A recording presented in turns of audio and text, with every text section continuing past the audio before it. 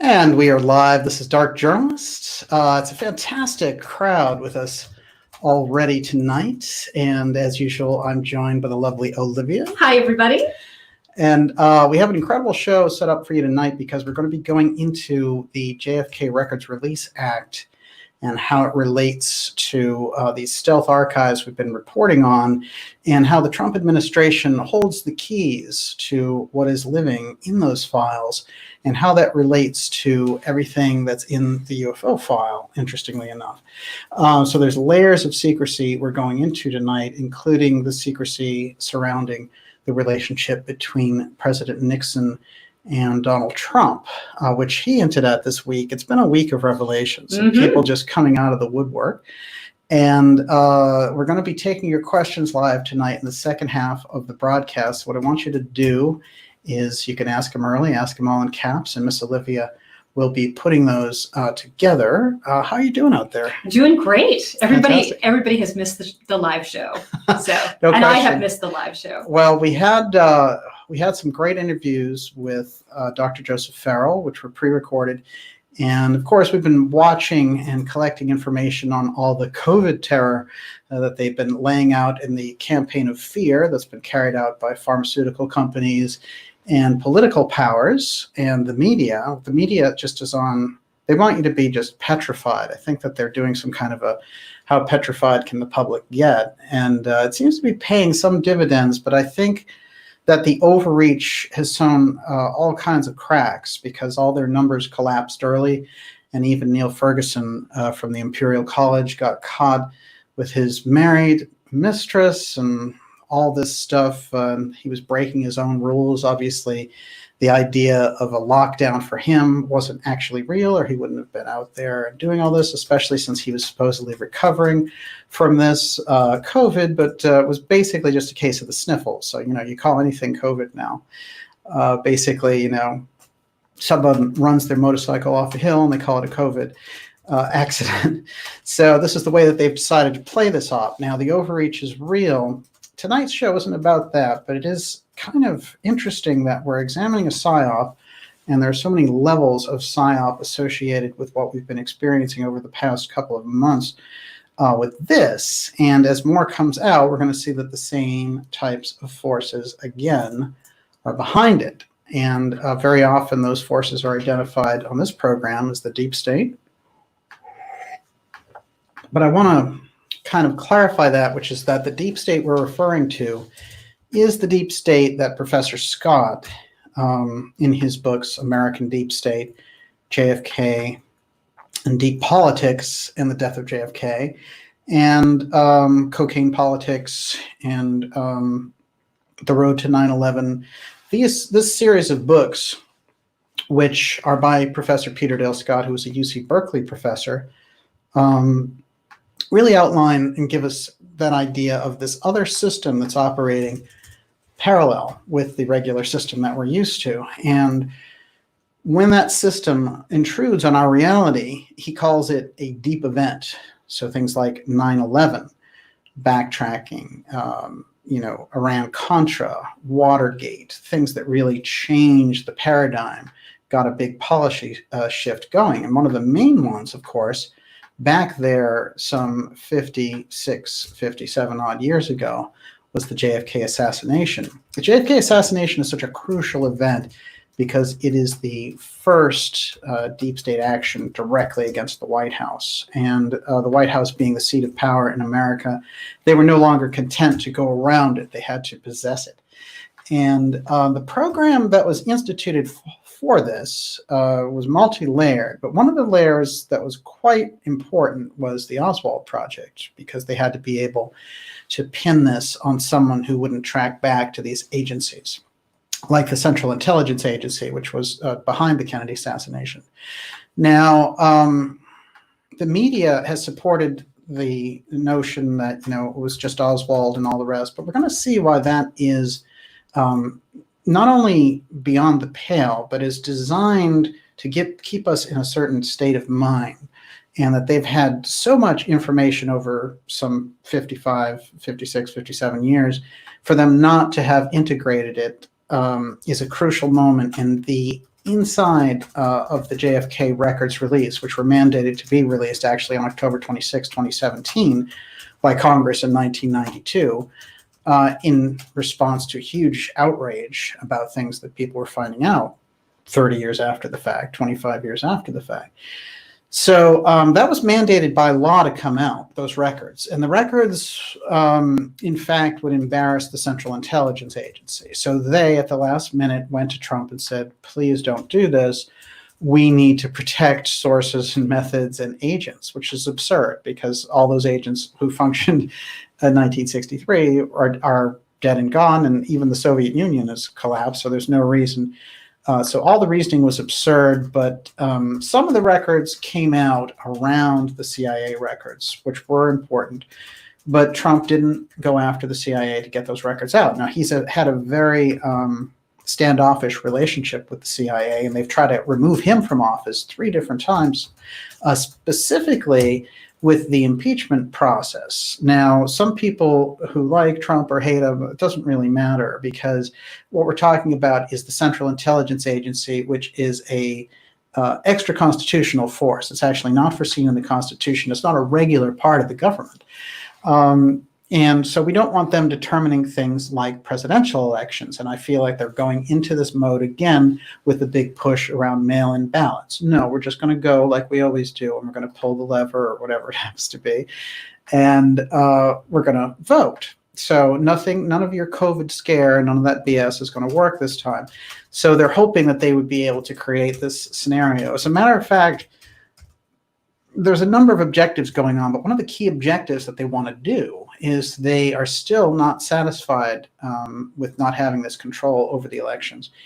And they want to control the elections, all the way back to 1948. In the Italian elections, the CIA got very involved in doing that because we didn't want the communists to win in Italy. And so, the types of thinking that came out of World War II and things of this nature are one thing, but here we are in the 21st century and turning to, straight on totalitarianism with the transhumanism and with the real takeover by the intelligence agencies of all kinds of things, including entertainment. It looks pretty awkward when they go to just grab the election. So these are the things that we need to be aware of and really point out and make sure that don't happen in a free democratic republic like the United States. So I have to say, around the world, the impact of the Central Intelligence Agency is also, it has this effect where it's pushing for certain interests, and a lot of those interests aren't in the American interests even, which gets very strange. So we have to wonder sometimes who they're working for. And a lot of that comes out tonight, and it comes out through the personage of not a very well-known CIA operator, but somebody who's remained completely off the radar.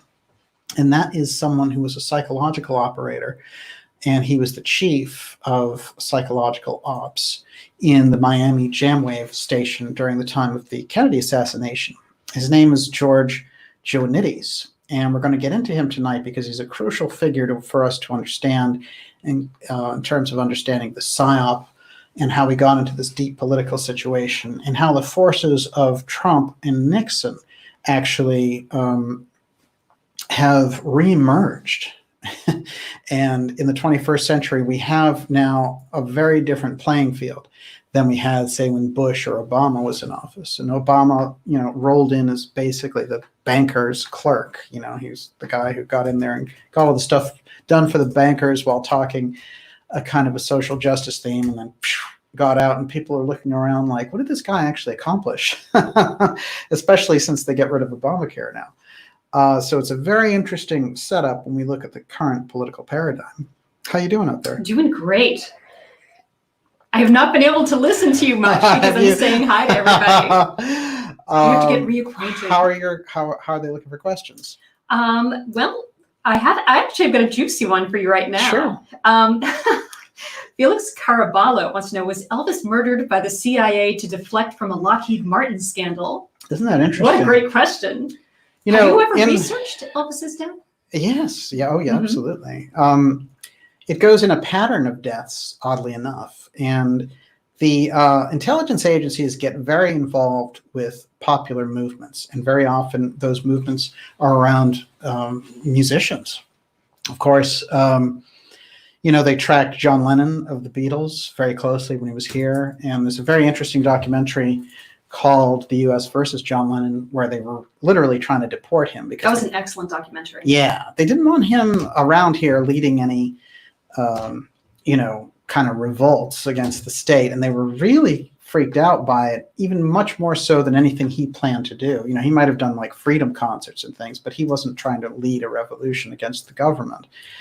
And when he reemerged in 1980, just as a very conservative administration was getting in, some, definitely itchy finger triggers got involved, and we have a very strange MK Ultra case there, which we went over in the last episode, which was, Mark David Chapman, who is, still has never been researched thoroughly, properly, in my opinion, because people have tried to analyze him from the point of view psychologically.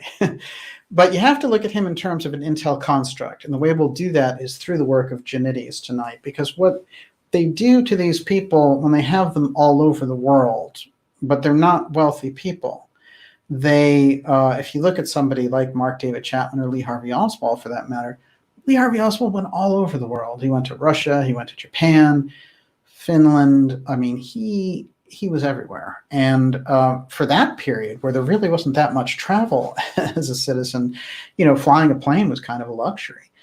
And Mark David Chapman, who assassinated Lenin under very strange circumstances, as we recounted, he also had this incredible travel backlog, living in Hawaii, going to New York to shoot Lenin, but before that being in Beirut, of all places, and all through the YMCA. And Philip Agee, who really did the major expose on the CIA, one of the earliest, said that at YMCA was where they used to do all the recruiting. And so we could use those, kind of move them around like a shell game and go into different places like Asia or like the Middle East, and they just use that as an excuse to plant their people there. But they had quite an assassination training camp in Beirut, and anyone who looks deeply into Chapman is going to find that he's a product of exactly what we're talking about tonight. But it is interesting when you mention musicians, because there are so many, even going back to Sam Cooke, and some of those things, Freddie Prinze, who was a comedian and Freddie Prinze Jr.'s dad, he committed suicide under these unusual circumstances after trying really hard to get the Zapruder film out and available to the public, because although people knew about it, nobody had ever seen it until the Geraldo show, and that really showed the assassination of President Kennedy. This is the foundation of when people started to question, I think, the framework of what was happening between the government and the media covering these things up. And we are the inheritors of that legacy. This is the place that we find ourselves in. And it's very interesting that we're speaking about this now, because we're right in the middle of a full-blown state psyop again, and this one's gone global. And the answers are very sketchy indeed. So, but the players have moved more into the medical side. They're trying it through the medical way, just like they've tried it through the military way. And they're trying different ways and means to control that population and really harvest them. So, and that includes, in this country and around the world. It's really happening on a global scale. One of the things with America is that we have a degree on the independent media side of opening this up to transparency.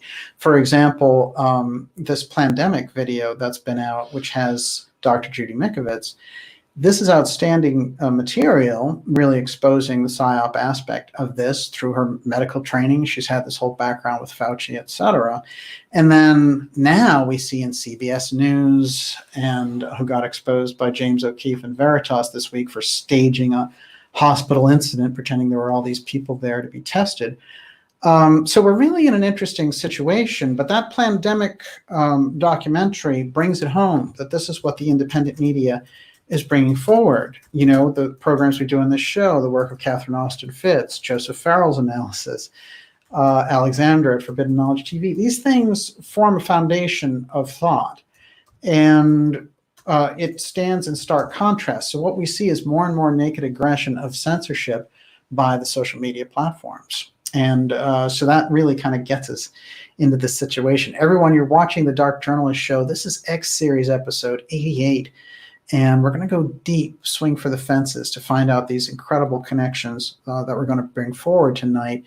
We've got the JFK assassination records released and what is in those records and how they're mandated by law to come out. And the link to President Nixon and President Trump in all this, and how Trump has the power to really pull that lever, and how it's a crucial thing. His very survival, his presidency, may depend on that. But regardless of Trump, that lever has to be pushed. It doesn't matter who does it.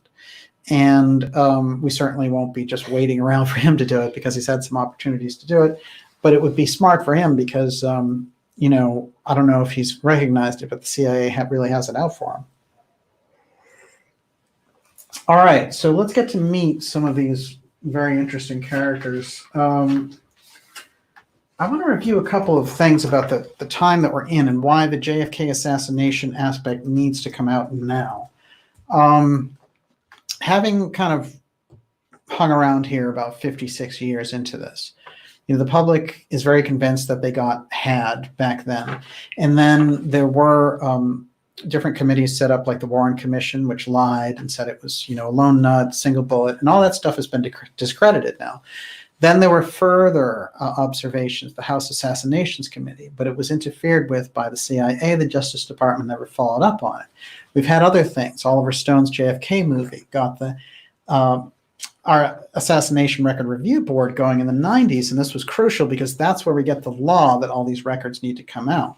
Now, when we look at the records that are held back by the CIA in relation to the JFK assassination, it's not that the records will say, yes, we coordinated a plan to assassinate President Kennedy, and here's the, the map. But there's a number of things that independent researchers have found over the years, everyone from Jim Garrison through Mae Brussel in the 70s and 80s, Mark Lane, Jim Mars. They've found such a body of work that now the official story has collapsed to such a degree that some of the records that they let out are kind of like those connecting dots that are remaining there will form a greater mosaic. And this is what I think they're afraid of with those records, because that's why they come up with these idiotic reasons for keeping them. But they also show, you know, outright, you know, lawlessness on the part of the CIA. They're not going to show that, you know, there's no confession in there that they committed the assassination, but there's enough dots left in those records, I think, to connect this up and move it on. You know, there's so many different countries who have reconciliation committees for things that happened in the past. South Africa, for example. This is how a political process moves forward, by admitting its mistakes, by looking into, with a transparent counsel, into these things and bringing them to light for historical factors. Now, the Central Intelligence Agency still wants to hold on to that, just like they still want to hold on to the UFO file. And that's why you see them doing all these bogus things like the TTSA and dominating UFO disclosure. It's the same, we're talking about the same group that's been controlling this information from the very start. They were the enemies of the Kennedy family, whether it was Robert Kennedy, John F. Kennedy, John Jr., you know, this really goes round and round. And the reason was because the Kennedys had the ability and the power to bring through this sense of freedom, and they had a disdain for the types of repressive tricks that the CIA was up to worldwide. And so basically you have two factions there, and the CIA faction and the Kennedy faction have been at war for a very long time. And, you know, they've kind of had to deal with each other. And I think it was easy when they had Ted in there, because Ted wasn't really much of a threat for them because he had his own problems with Chappaquiddick and everything else. But I do feel that John Jr., JFK Jr. certainly was going to be a threat for them. And I think he was very handily eliminated as a result of that. But when we look at the initial assault on the presidency, it was the deep state attack on JFK in 1963. Now, the official version, of course, is that Kennedy happened to go to Dallas and that Lee Harvey Oswald got lucky having picked up a job 6 weeks earlier that was right on the presidential route. Of course, no one knew that presidential route when Oswald got the job. Somebody somewhere had tipped off whoever set that all up. Now, the person who had set it up was somebody who admitted that the CIA had told him to watch Oswald, and that was George de Mohrenschildt, who was an oil geologist who knew George Bush. And very often, researchers go into this and they say there's a huge George Bush, that is George H.W. Bush connection to the JFK assassination. That's one of the main reasons why, because de Mohrenschildt was kind of the only friend that Oswald had, and he was someone twice his age who was a millionaire, and he was an oil geologist in a totally different class, and here's Oswald stacking books for $1.50 an hour, basically pretending to be a communist. They make for very strange bedfellows, especially since de Mohrenschildt was what they call a white Russian, and those are basically known as the right-wing types who really wanted to go after Russia and reclaim it. So there's so many inconsistencies there just with the setup of how they presented Oswald to us. But something strange that came up was that Bob Dylan came out of retirement after 8 years in retirement, and he did a 17-minute song about the JFK assassination, showing the aspect where, basically indicating how the CIA removed the president. And this really shocked the establishment because it went to #1, and it was quite remarkable. We haven't seen much of Bob, but here he was claiming that one last shred of dignity from the 60s by exposing the Kennedy assassination. Quite remarkable, the timing on this. I think it tells us a lot in terms of the zeitgeist, because we're right in the middle of this very strange state control being activated. And on one hand, and then we find ourselves, they started to come out with strange UFO stories, right, in the middle of this. The Pentagon released the same stuff that was released a couple of years ago, the really bad gun footage of these UFOs. And the gun camera footage is some of the worst UFO footage I've ever seen in my life, was in fact released in 2007 on YouTube of all places. So this is, wow, how super secret can you get? So DeLong and Louis Elizondo from TTSA, brought this out through the New York Times in December of 2017. And the New York Times didn't do any fact checking on this at all. They just ran the story through, and they used Harry Reid because the UFO op is part of this, the ops that are going on. And so in the middle of this, they rolled this out. But the other thing that got rolled out was that Bob Dylan put out a song about the JFK assassination that's 17 minutes long and went to #1. This is a very odd, unusual occurrence, and we have to kind of stop and take stock of what's happening there. Because music, remember, has that tremendous power, and that's why it's been so corporatized and held back, because if you get a movement going on that side, then it tends to reach a lot of people even faster than the media will.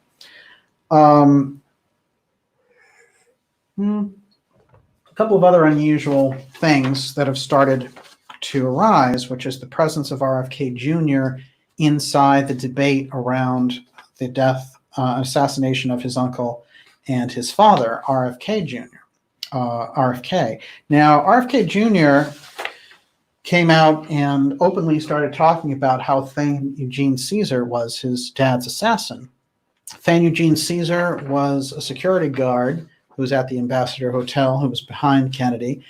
And the coroner said that whoever shot him was right behind him point blank. And the only person who was there with a gun was Thane Eugene Caesar, who after a short period of time went to the Philippines.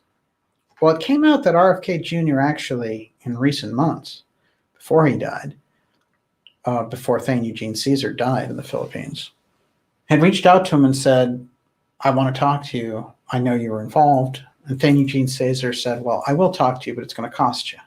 And also, I can't be extradited. So he was cost you? What did he mean by that? He wanted to be paid off. And was he? Well, first, his request was $10,000, and then it went up to $20,000. Well, 10 doesn't seem like a lot with a candidate. I certainly think he was feeling it around.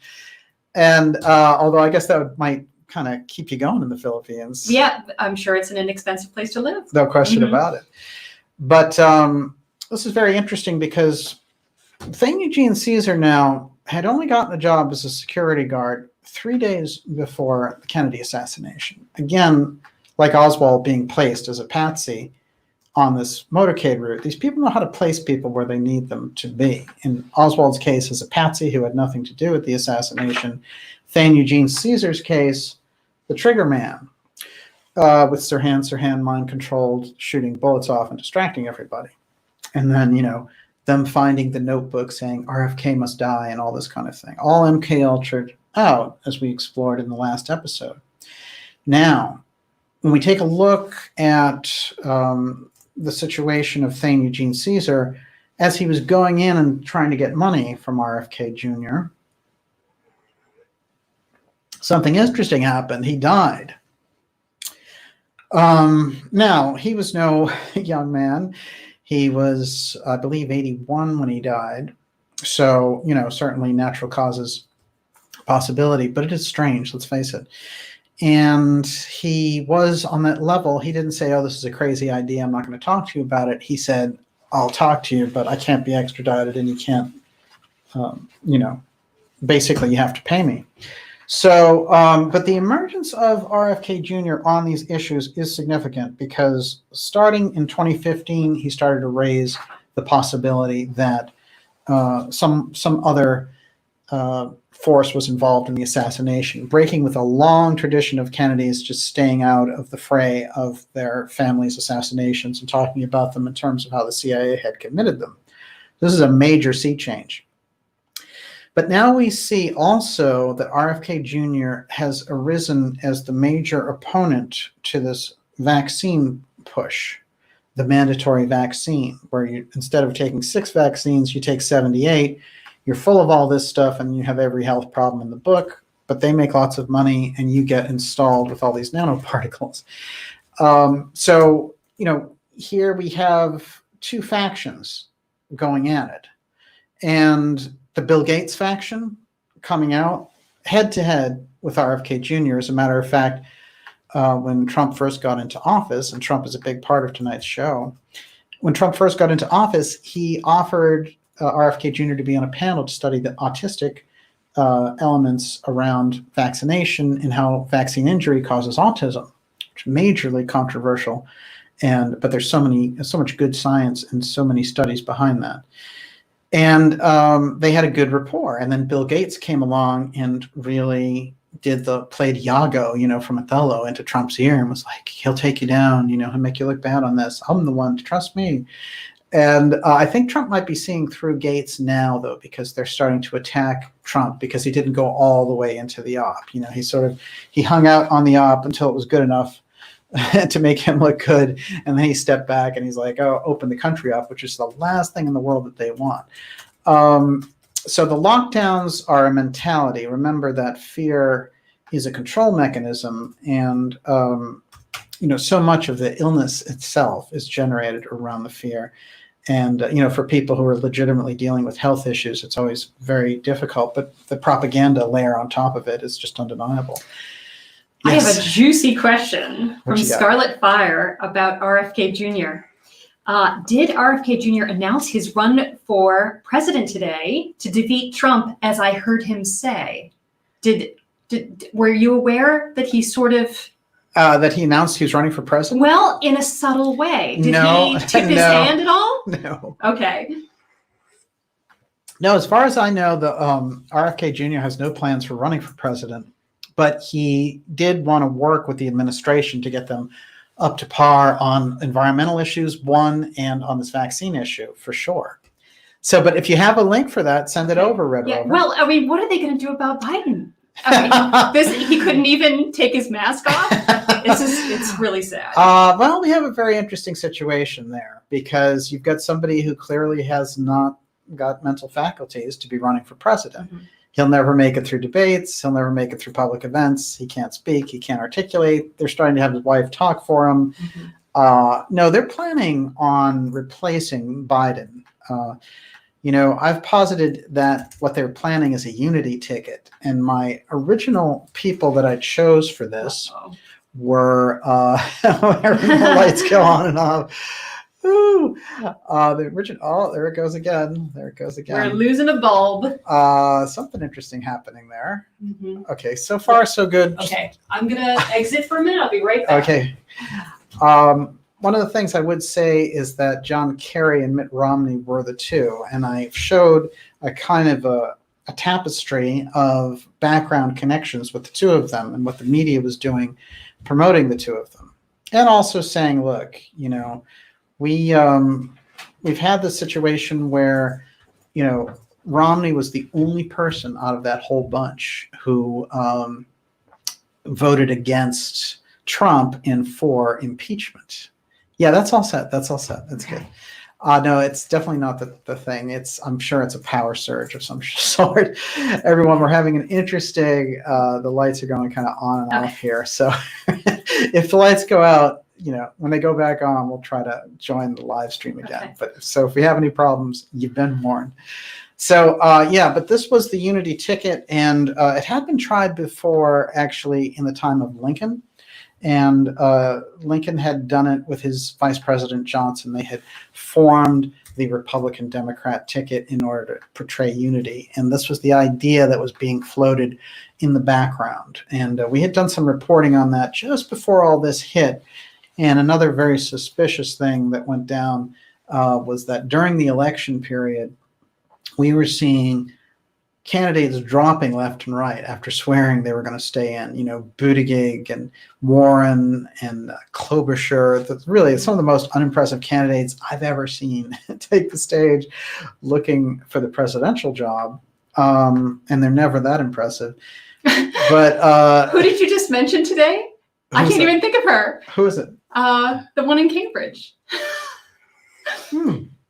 Elizabeth Warren. Elizabeth Warren. I forgot she existed. She's completely forgettable. Well, it's interesting, right? Because they promoted her very heavily on the media side. And they moved this whole thing out about Elizabeth Warren.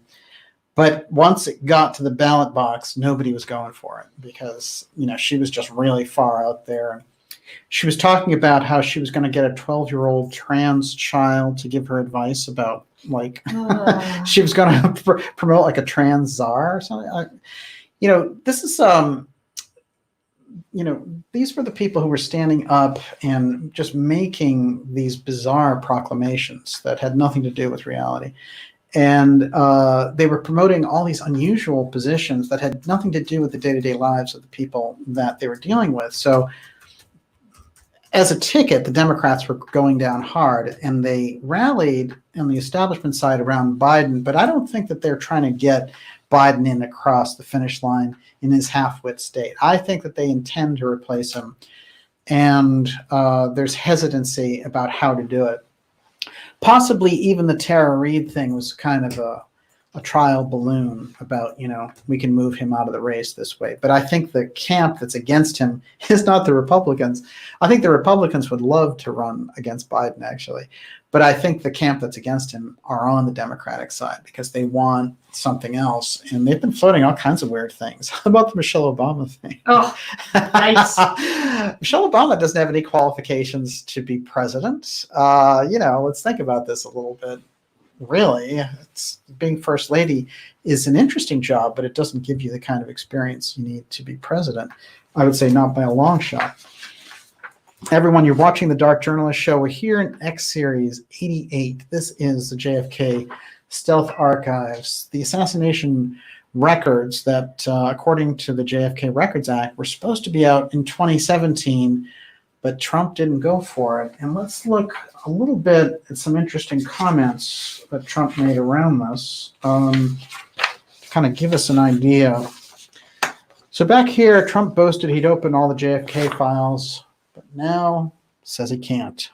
This is a very crucial backing off. And the story goes that he was going to release all the records, and the leader of the FBI and the leader of the CIA came into his office that morning and said, you cannot do it. Citing all these different reasons, national security, etc. Of course, if our national security was threatened by showing that the CIA assassinated President Kennedy, then, you know, they don't want to bring that kind of transparency. There's no other reason to hide it unless they were up to no good. So from the article now, This is AP. President Donald Trump boasted last fall that he would open all remaining John F. Kennedy assassination records. And so far, Trump hasn't made good on the great transparency he promised then. Trump announced on Thursday that the public must wait another 3 years or more before seeing material that must remain classified for national security reasons. So Trump dropped the ball there because he has the CIA in a position where they've been so against him that he could make them look bad. Instead, we're in this very push-pull situation where he basically let them off the hook and went along with this. So now if he turned around and let them out, they could use his own words against him and say, like, hey, you're the one who said it wasn't right to release them. The National Archives released its last batch of more than 19,000 records on Thursday, but an undisclosed amount of material remains under wraps because Trump said that the potential harm to U.S. national security, law enforcement, or foreign affairs is of such gravity that it outweighs the public interest of immediate disclosure. Oh, man, I couldn't disagree more. He ordered the CIA and other agencies to take another look at each blacked out section of their documents during the next 3 years to see what can be released. Yeah, so that's going to take a while. CIA spokesman said the agency had already released most of the CIA information. Not by a long shot. So now what's interesting is that Trump came out today with a very interesting comment. He said, and I quote, "I learned a lot by watching Richard Nixon." Now, this is extraordinary for the fact that people who are in the presidency don't like to compare themselves to Nixon because Nixon really went down disgraced after all and resigned the office. Right. It's a toxic comparison. It's quite unusual. And what we have, I think, with Trump doing this is he is signaling that relationship in the open. Now, we have brought that relationship forward. In New York, Trump got a letter from Nixon saying you should run for president and you'll win, predicting he'd win. 1. 2, Trump set it up so that Nixon would have an office in Manhattan where he could visit and hang out with him. He got lots and lots of information. He was interested in the presidency back then. That's 1988. And it was that Bush versus Dukakis election that he first got interested in. Could I run? And Nixon gave him a lot of details and a lot of background. But what he's saying here is that I learned a lot by watching Richard Nixon. This is interesting to me because that relationship has kind of been in the background. Although the letter where Nixon told him you should run for president and you'll win is hanging in the Oval Office. So we think about the impact of that. But Nixon, as we'll recall from the deeper explorations we've done in this program, he had great knowledge of the UFO file, and he had a great program around promoting alternative energy. And this is really quite remarkable because the alternative energy that he was developing at Pine Gap was meant to replace and take us off the oil paradigm back then, because we had a huge Arab oil crisis in 1973, and these guys were looking around at each other and saying, what if the Arabs pull the plug? We'll get involved in a war. We have to roll out that alternative energy stuff that we have. All of this results in the big kind of craziness of Watergate that gets him thrown out of office. But what's interesting is Gough Whitlam, who was the prime minister in Australia, will also get bounced out. And I'm thinking that they both were working on this project and that both of them needed to be eliminated. Because what was really happening was the groups that were controlling the energy paradigm wanted things to go along as they were, and they were moving things around on the board. And also the Rockefellers, through things like the Trilateral Commission, were trying to get Nixon to sign on to a kind of NAFTA, the GATT Accords back then. So the GATT of the 70s looked very much like the GATT of the 90s. That's the General Agreement on Tariffs and Trade. Basically, the idea is go into these foreign countries, throw all the farmers off their land, make them move into the cities and take over their stuff. And so much of GATT really had that effect. And Trump shows complete disdain for GATT, but Nixon was the first one to really push back the Rockefellers on that. And he lived to regret it because of the way that he was taken down. in a psychological and political fashion. He became the poster boy for corruption when in fact it was the CIA that was operating in such a clandestine and illegal manner, and they were the key components behind the taking down of Watergate. But Nixon kind of gets his revenge in his new friendship with Trump, and he basks in that. The question has always been, with the stories that have come forward from the whistleblower Robert Merritt, who worked for the Houston Plan, which was a secret intelligence unit inside the White House for Nixon. And Robert Merritt had said that Nixon had placed information about alternative energy in a time capsule message to the American people relating to UFO disclosure. This is the really big question, which is, did Nixon share that information with Trump? Now, Trump has his own connection to that breakthrough energy, alternative energy aspect, which is his uncle John Trump. Now, we did a very complete 3-hour exercise presentation on this in an episode we have, which is the most popular, actual X-Series episode. I think it's 400,000 views.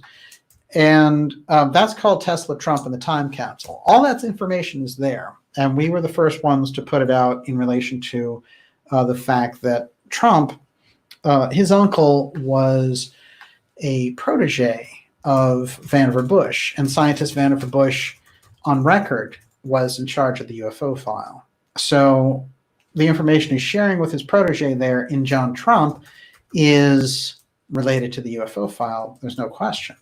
So John Trump has that knowledge. And then we have these very unusual comments from Trump in public over and over again saying, my uncle shared a lot of things with me. He knew a lot of kind of super science. He knew things that no one else knew, and these types of things. So the very leading anecdotes that he lays out there. The other thing that happened with John Trump is that when Nikola Tesla died, the FBI wanted to review his papers, but they wanted someone to go in there and keep their mouths shut. And so they went to Vannevar Bush and said, can you recommend somebody for this? Who did he recommend? His protege. And, it's interesting because there are a lot of articles covering Trump's uncle, with leaving this part out, of course. They're just kind of exploring it. But in the Washington Post recently, they said, Trump says he shares famed uncle's science genius. A friend says his uncle would have been horrified. That's the Washington Post. But it's very interesting to me because it gets again at this issue, this aspect, which is that Trump mentions the uncle a lot, saying, I basically know what my uncle knew. And the uncle knew quite a lot, being the protege of Vannevar Bush, and Vannevar Bush being in charge of the UFO file. Plus, bringing in John Trump to review Tesla's papers after his death, I'd say he knows quite a lot. He was probably the most indispensable man in the government for a long time. And in fact, he got the Presidential Medal of Freedom, and he was working very much on X-ray technology and how X-rays and short-term microwaves can be used for communication in space. So you see where this is going. When Trump announces the Space Force, we're at the center of a series of moves on all these different sides.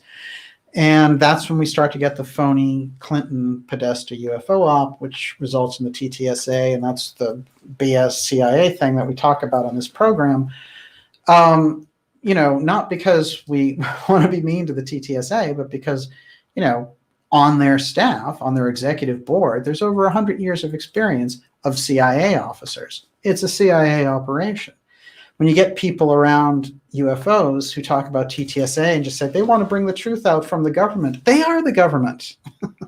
It's a government psyop of a bunch of intelligence officers trying to, work with the media who they control to do their spin and create this UFO threat idea. Because one of the things that they learned was that Google, in their search history in 2018, found that UFOs were among the top 3 searches of all. People are very, very interested and curious about UFOs, and they want genuine information. But they've started to think, after 70 years of repressing the issue and even killing people who were interested in it through a program that we've identified on this show as X Protect, which was lethal to people all the way back to Morris Jessup, who were looking into the UFO file. Anytime they got close, these people would show up dead. So that's very CIA kind of tactic. But there's a very interesting element around the aerospace X technology UFO file secrets, which is they take on a totally different quality. This isn't like trying to overthrow a foreign power or something. That's a very small elect group that knows how to target. And they are buffered by another group that we've identified in the show called X-Share. And X-Share being a program that is juxtaposed to that. They literally want to move the culture forward with the breakthrough technology and the larger understanding of off-world civilizations and things of this nature. The Kennedy camp, coming out of being friends with James Forrestal, the first defense secretary who had a background in UFOs, it's well documented at this point. And there's a number of threads with Kennedy that lend itself that way. There are others. There are scientists. There are groups over time. Thomas Townsend Brown is another one. So the X-Share crowd has been in this battle over the years. And when I look at groups like Gates and RFK Jr., that doesn't relate to the UFO file aspect, but it relates to those X-Share, X-Protect groups, you know, these fronts out there fighting it out. I think there's no question that we're looking at the same kind of dynamics. Yes. I have a couple great questions paired together. So Esoteric 369 Wall says, do you think that Trump might speak in code sometimes to us, especially on Twitter? And you, Chris, wants to know, what if Trump means he found Nixon's time capsule? Yeah. Well, the code part is always interesting, and there's no doubt when you're at that level, there is a certain amount of code. Unfortunately, in like group settings like Q and things like that, they extrapolate too much of that out, and they've kind of, you know, they've created a sort of junk conspiracy version of it. So you have to be very careful when you sort through those things. You know, people who are really great at sorting things like that out, like Joseph Farrell is very good at it because he's looked at things like Nazi history. He's looked at things like military secrecy. So coding and coded messages and political posturing, it depends on who is giving the information out. You know, I see people all the time who are like on Twitter or whatever saying that, oh, Trump made a Q in midair. So, you know, he didn't. He just waved his hand. So, but you have to know when to stop. Yeah. And it's hard to know when to stop. Yeah. And if you say, for example, we have things in space that are secret, really secret, that's something, you know, and Trump has said that. That's major. But making a little wave that looks like a Q isn't. So you have to discern. And again, I always reiterate the 3 rules of dark journalism on this show, which is you've got the official story, which they want to stick to. You know, in this case, Lee Harvey Oswald was the lone assassin, got a lucky shot off. It was a magic bullet. It made 7 wounds, even though it came from a rifle that didn't work and had a telescope that was broken. So that's the official story, right? And then you get the secondary story, which is real researchers, real journalists look at that and say, that's ridiculous.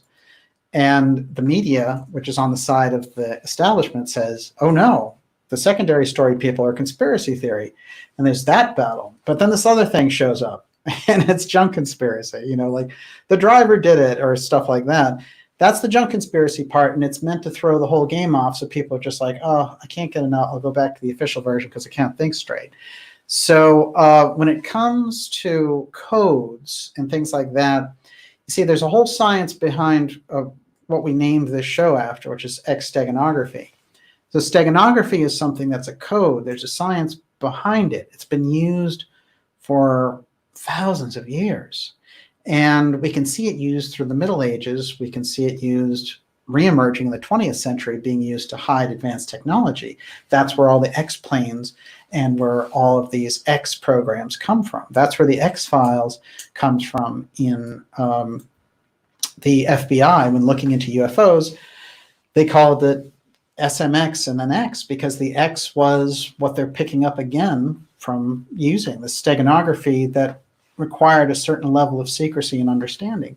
So there are real codes, real secrets, and real mysteries, and then you're surrounded by a lot of junk conspiracy. So a lot of it depends on who you work with, who you listen to, and how good your discernment is. Everyone, you're watching the Dark Journalist Show. This is episode X88. We're going deep into stealth archives, looking at the JFK Records Act and the connections, deep connections to the UFO file, President Trump and President Nixon, and the connection between Trump and Nixon, which is quite fascinating.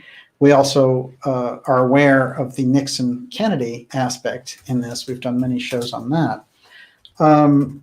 We're going to be taking questions in the second half of the program. You can ask them all in caps, and Miss Olivia will be putting those together. How's the vibe out there? Great. Generally great. I do have a question for you. Are you going to get around to Elon Musk and what happened with him this week? We might as well talk about it now. Okay, everybody wants your take on that. Well, speaking of X, right? First of all, Elon Musk has always been in the heart of X steganography with SpaceX. He bought X.com, which was a site that was very much like PayPal. And he had a baby this week, and it was strange because Anderson Cooper had a baby on the same day or the same week. And Boris Johnson. Yeah, and Boris Johnson. It's just very unusual. Mm-hmm. Triple play. And but what was interesting was he, tweeted out the name of the baby, and it was X, and then AE. And the AE now is a character in Theosophy named George Russell, who was a visionary leader of Theosophy, and that was his mark. So that is instantly kind of a mystery school, code that he's laying out there with X steganography and AE from Theosophy. And then the next one he identified in an interview that he did and said it was the precursor to the SR-71, which is all that X technology. So he's very acquainted with that aspect in X steganography and with the whole deeper aspects around it. What interests me about him is the seeming back and forth nature of what he does, sometimes seeming like he's on the side of transparency and bringing things out, and other times, doing things like launching Starlink and blocking out the stars. So it's a mixed bag that we have going on there, but how strange to name his child these different names, and God bless the child. But I would say that it's an unusual, if you want to go off on codes, that's a weird one. There's no doubt about it. We've had a few things like that, and I would say the X steganography has been very thick. You think about Madonna's tour from last year, and then all of the strange codes that started coming out around her and these different celebrities. The X aspect from Jeff Bezos, who appeared on Wired magazine talking about his space program, and he's there in an X. This is something which, if you're following this program on a regular basis, we do shows where we really get into those X aspects. I don't do it in every show, of course, but that aspect is always there because it's got a mystery school history that goes all the way back to the Egyptians, but it was reacquired by those forces in the 20th century that were moving advanced technology through different government agencies in the United States. And they were calling the programs X. So it'd be the X-15, which still holds the speed record for a space plane, even though it was done in the 60s. And the person behind the X technology was Walter Dornberger, who was Wernher von Braun's father, who was the father of the space program. NASA, these are both Nazis, but they're the father of our space program. But Dornberger is particularly interesting because his protege was someone named Michael Payne, and Michael Payne's wife was Ruth Payne, and that's who Marina Oswald and Lee Oswald were staying with when all this happened. And then all the evidence that proves that Oswald is the lone nut assassin comes out of that house, which is the house of the protege of the person who does the X technology and is a reformed, in quotes, Nazi. So there's there are layers there that whenever you get around Oswald, you're looking directly at advanced technology connections and connections to the UFO file. It's unavoidable. And whenever you get around the Kennedy assassination, that aspect is sitting there in the middle of it. There's just no way around it, whether it's the CIA memos where 10 days before his assassination, he orders the CIA to give him all the UFO files pertaining to high-level cases. We have the story, of course, that we put on record of the Watergate lawyer, Douglas Caddy, who put out there that his close friend, E. Howard Hunt, who was really our main, he was a major chief of operations for the CIA, a super spy. And before he went to prison, remember that he was the one who got Caddy to rep the Watergate burglars when they first got arrested. And then he said, before he went to prison, Caddy asked him, why was Kennedy assassinated? And he said, because he was going to give the UFO file to the Russians. So, these things have been there. They're unavoidable when we get into it. The advanced technology part, the UFO file, the X technology, it's sitting in the middle of all these things. And when you see them roll out a whole pandemic lockdown and all that, and then roll out, old UFO videos, and then the Pentagon saying, see, we're letting it out. That there's something connected with all this, and that part of what they may be approaching is a scenario pretending that there's a UFO threat and getting us into this whole aspect, when in fact it could be connected to off-world civilizations. It could be connected to the fact that we're about to become aware of them because we're going out into space, and there are all these space tourism movements. They're going to start mining the moon. We have the Space Force. The UFO aspect is going to become much more prominent in our face. And so they're trying to put a spin on it before we get there, which is it's a threat. We need money against it. And that's where you get front groups like the To the Stars Academy, which, like I said, is all CIA people. So it gives us some idea. But let's backtrack momentarily and see how we got into the situation where the country experienced this attack from the deep state CIA on the presidency, and then the media helped them walk down the story. So let's look at a couple of the agencies of doing this. This is very interesting. One of the people in charge of the Oswald operation was David Atlee Phillips. And Phillips was the chief of all operations in the Western Hemisphere. And he was somebody who was just through and through committed to his role in the CIA. And he got to a position later in life where he started to look at some of the operations that they had done, and in relation to the Oswald part. Before he died, he was writing a book. And the book supposedly was a novel, but I want to read just a few lines from it to give us some idea of what was going on here. Now, what's interesting is his brother went to him when he was in the hospital dying of lung cancer there in his late 50s. And he said, were you in Dallas on that day? Did you do it? And, Atlee Phillips said, yes, I did. I was there, and I did participate. So his brother got that on the record. Now, a lot of people have suspected Atlee Phillips because there's been this knowledge that he met Oswald in Mexico before the assassination as a way of setting him up, not as a way of getting him to do the assassination. Apparently, what they were doing with Oswald is they were telling him that he was basically infiltrating different chains that were going to commit an assassination, and they may have been telling him that he was going to be put in the role of assassinating Castro. So this is quite interesting. It's from this unpublished manuscript that David Atlee Phillips left behind. And listen to the tone as we go through this. Quote, I was one of the 2 case officers who handled Lee Harvey Oswald. After working to establish his Marxist bona fides, we gave him the mission of killing Fidel Castro in Cuba. I helped him when he came to Mexico City to obtain a visa, and when he returned to Dallas to wait for it. I saw him twice there. We rehearsed the plan many times. In Havana, Oswald was to assassinate Castro with a sniper's rifle from the upper floor window of a building on the route where Castro often drove in an open Jeep. The CIA did not anticipate the president's assassination, but it was responsible for it. I share that guilt. Now, it's very interesting because, of course, Oswald was in a building with a high-powered rifle. That was the setup. But there's never been any proof that he was on the 6th floor. In fact, all the proof is that he was on the 2nd floor eating his lunch, and that the rifle that they put there didn't even belong to him.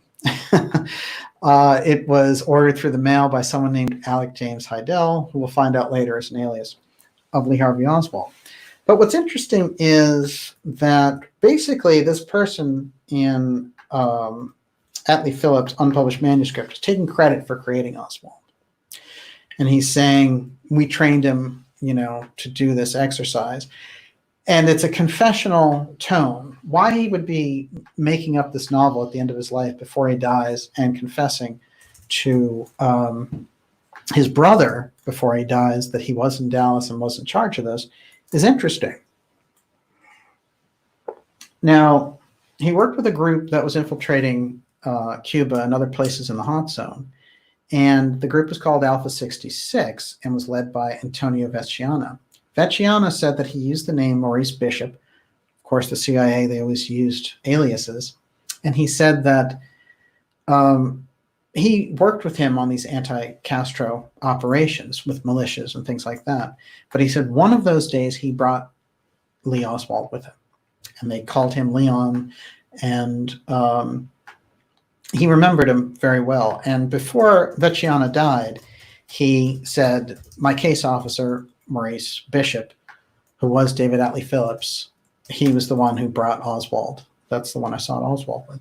So Oswald and Phillips were there. He was being put together. Now, it's come out through the work of Jefferson Morley, who was a former Washington Post reporter, that Oswald had been tracked by the Central Intelligence Agency since 1957.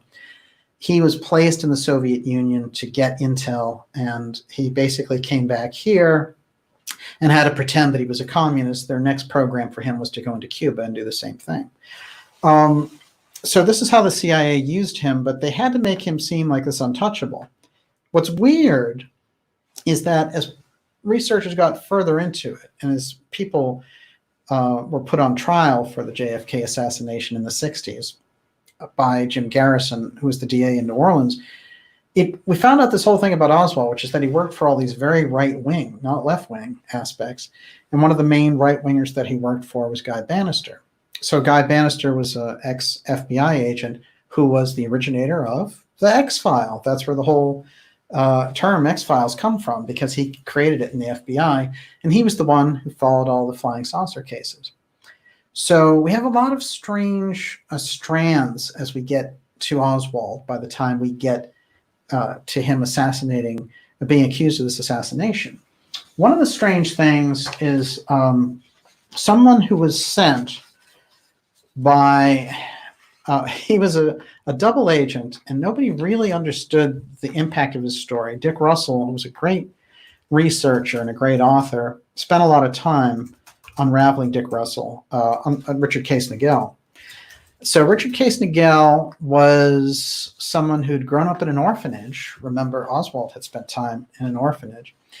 And he didn't have any family, and he fell into the intelligence life from a very early age. So one of his assignments at a certain point was to pretend to the Soviets that he was selling out. The Americans put him up to this because they wanted to see what they would offer and all the rest. So when he was turned like that, one of the things that the Russians did was they asked him to track Oswald, because they thought that they were being set up. And they thought that when they pinned the assassination that was going to happen, this is foreknowledge again, that they would pin it on Russia through Oswald. So this was his job, to track Oswald. So when he died, the LA Times did a write-up on him that was very interesting. And Nagel is a very fascinating character and the book is called The Man Who Knew Too Much, but I'm just going to read you a little tiny bit about what was found on his person. It's a very unusual looking guy. I'll try to dig out a picture of him here. Richard Case Nagel, 65, reputed double agent, who was the subject of a 1992 book, The Man Who Knew Too Much. Nagel, a former U.S. Army captain who worked for the CIA and the KGB, was featured in a recent book. The story, let's go on here. Russell asserted that Nagel had known Kennedy's killer, Lee Harvey Oswald, before the murder in Dallas. Of course, Oswald didn't kill Kennedy, and believed that Oswald was duped into thinking that he was working for Fidel Castro. Now, that whole thing about Castro and the Russians killing Kennedy has always been this canard that they've put out there to deflect from the fact that the Central Intelligence Agency committed the crime, because the Russians had no motivation to assassinate Kennedy because Johnson was a much more hardline, hard right, and Kennedy was trying to reach out with Khrushchev. They had a new policy where they installed hotlines back and forth. And although the Cuban Missile Crisis and all these things had happened with Cuba, Kennedy had sent people down to negotiate with Castro. So there was no, again, getting rid of the idea of these communist dictatorships, getting rid of Kennedy makes no sense, because Johnson, who was a hawk from Texas, was going to be much tougher to deal with. So there's no logic in that. Also, what's interesting is Oswald, when he was taken, usually when assassins are taken, they say, I did this for my country. I made this great effort. What he said was, I was a patsy, right? So we get the idea immediately that he's an intel agent. He understands what's just taken place and that he's going to be the one who's going to be put on trial. I don't think that he gets it in his head that he's going to be assassinated himself. And I think that's why he doesn't open his mouth except to say, I don't know what's happening here. But one of the things that I think is fascinating about Nagel is, as he is doing this double agent stuff and tracking Oswald, a third party comes in and they start talking to him about tracking Oswald. Now, we have the original CIA setting up Nagel to pretend he's a double agent. Then we have this other aspect of the KGB saying, follow this guy Oswald because they're going to try to pin this assassination on us. And then there's this other thing, and he's feeding information back to this other group, which is some deep state intel agency, probably X-Protect. And then he starts to get very paranoid about what's happening. And he starts to think, oh, they're not setting Oswald up for this, they're setting me up for this. So he walks into a bank in El Paso, Texas, and he fires a round of bullets into the ceiling. And he gets grabbed for a bank robbery, even though he was hanging around. Now, this is September before the Kennedy assassination in November. One of the things they find on his person is this, which is kind of hard to see. That's literally from his belongings. It's an ID that he had that says Lee Harvey Oswald. He has an Oswald ID for some reason when he's grabbed. And it has Oswald's service number. Apparently there's a few oddities on it. Is it Nagel's picture or is it That's Oswald's the interesting picture? thing. It is not. It's Oswald's picture. Also, there's a picture of Nagel has his own ID for a military base that's close by. So these are the things that they find. For some reason, he's tracking around with that. Now, one of the things that they find on Oswald is this. It's a picture of Oswald for a selective service system, but the name is Alec James Heidel. He's been given an alias. So we have a kind of a confusing picture here, because we've got Nagel before the assassination with Oswald's identification, getting himself out of the picture by firing these bullets into the ceiling of a bank, which is kind of a dramatic way to do it. Right, and then waiting around for the cops to come. Yes. He wanted to get picked up. Exactly. He said, I don't want to be anywhere near Dallas when whatever goes down, goes down. Mm-hmm. So he had foreknowledge. There's a lot of people with foreknowledge before this kicks in. There's a conversation that comes to light about these people who were talking about how the assassination would happen from an office building with a high-powered rifle, and how they would pick up somebody else afterwards to throw the public off. That was in Miami 10 days before the assassination takes place. They made sure that Kennedy didn't have a motorcade in Miami as a result of this. And so it gets very spooky as we get right up to the trail of the assassination. It's almost like there's doubles and there's dupes and there's all of these forces getting ready to kind of lay this story out. Nigel kept alive, interestingly enough.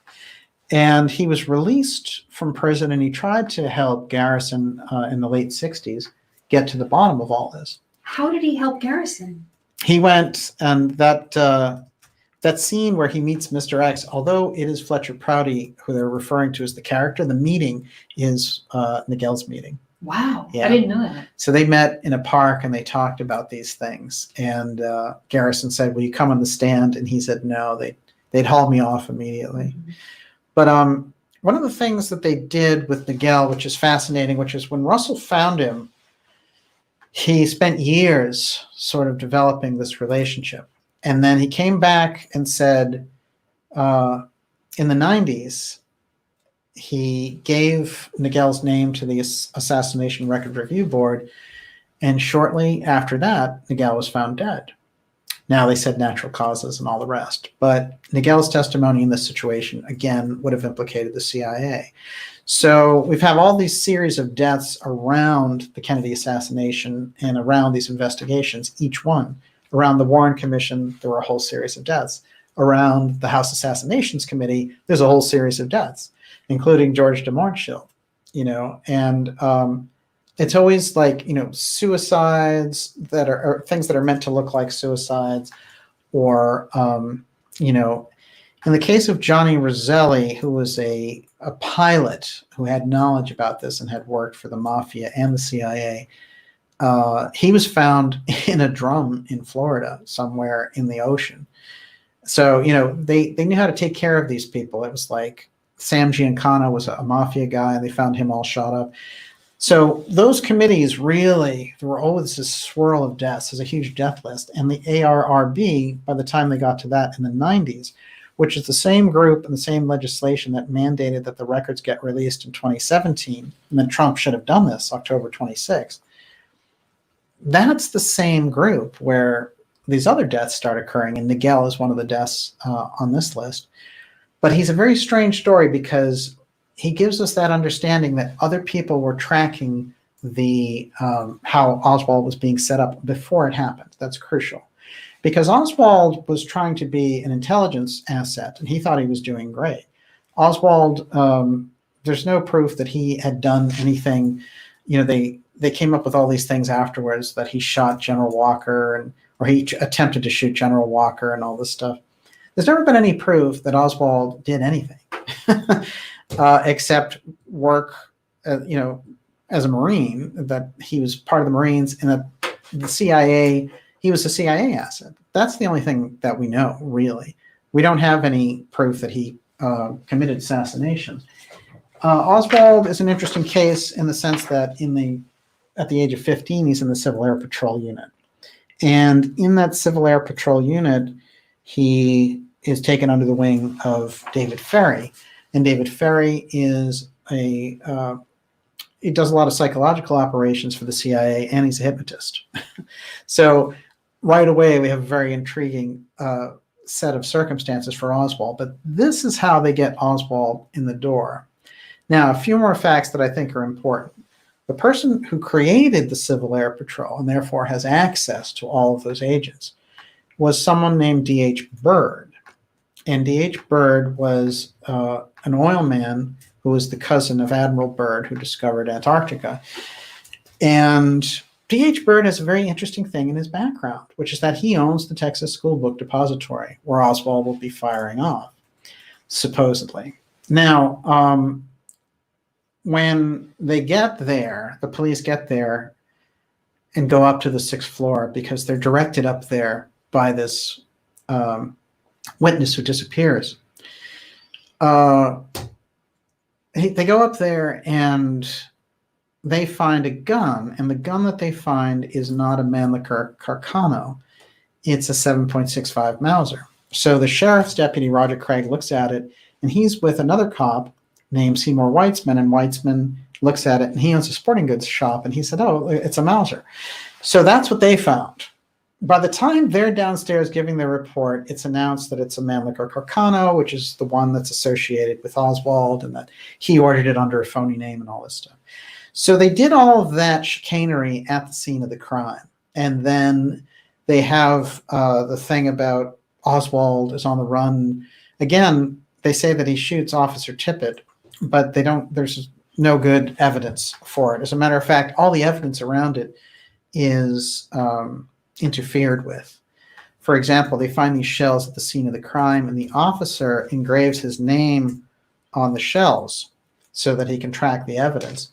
And when they give him back the evidence, he said, oh, that's a different caliber of bullet than the ones I made the marks on. And my marks are gone. So instantly, right away, they have to do this very quickly to formulate it. They can't let any loose ends exist. So we have the whole thing that plays out, and then Oswald is dragged before the press at midnight, and Ruby's in there in the audience. And 2 days later, Ruby shoots him in the morning when they're transferring him to jails. So we get into the flow of how they were able to kind of pull this off. Now, one of the things that they used, which was interesting, was there's a picture of Oswald in his backyard holding a rifle and holding a pistol.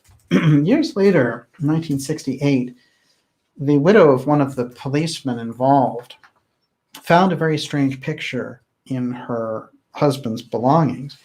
And it's this weird cutout of someone in their backyard.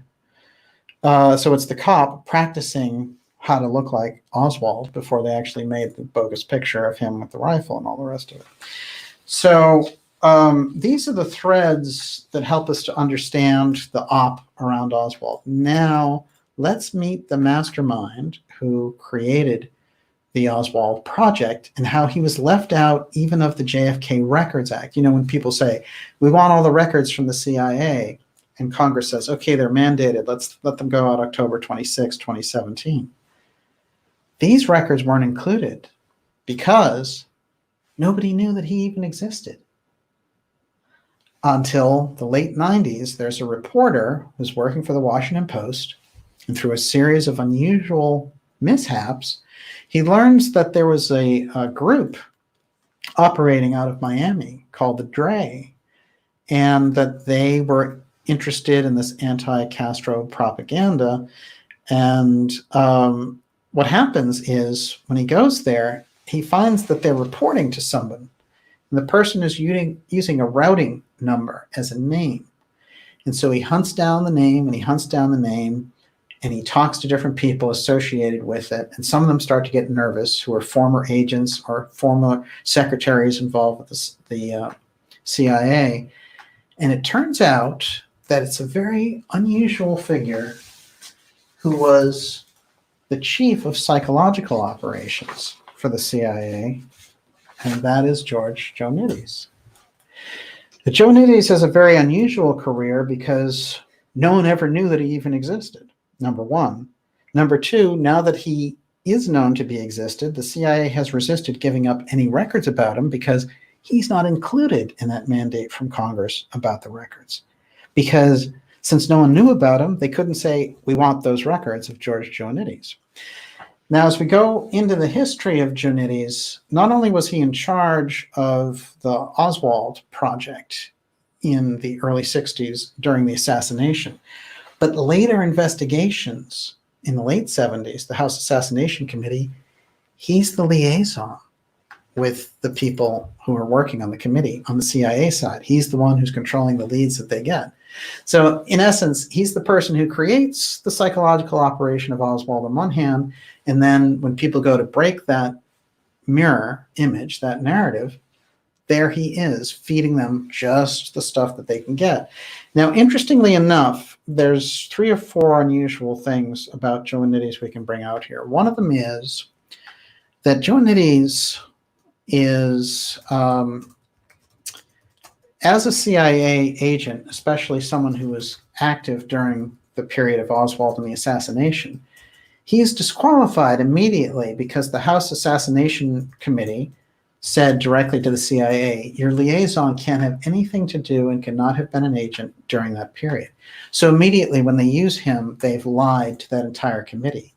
Later, the people in charge of that committee would say, we thought the CIA was playing straight with us, but no, now they renounced everything that they got from the CIA. So all of those things that came through the House Assassinations Committee that they were getting from the CIA were totally bogus, because our friend Joannides, who was the charge of psychological operations, he was the one feeding them. Can I make a little point here? Yes. Hold up this picture for a second. Yeah. Just to prove there's nothing new about psychopathic nerds, right? We think that this is a new thing we're dealing with here. They've always been with us. We've dealt with them for a long time.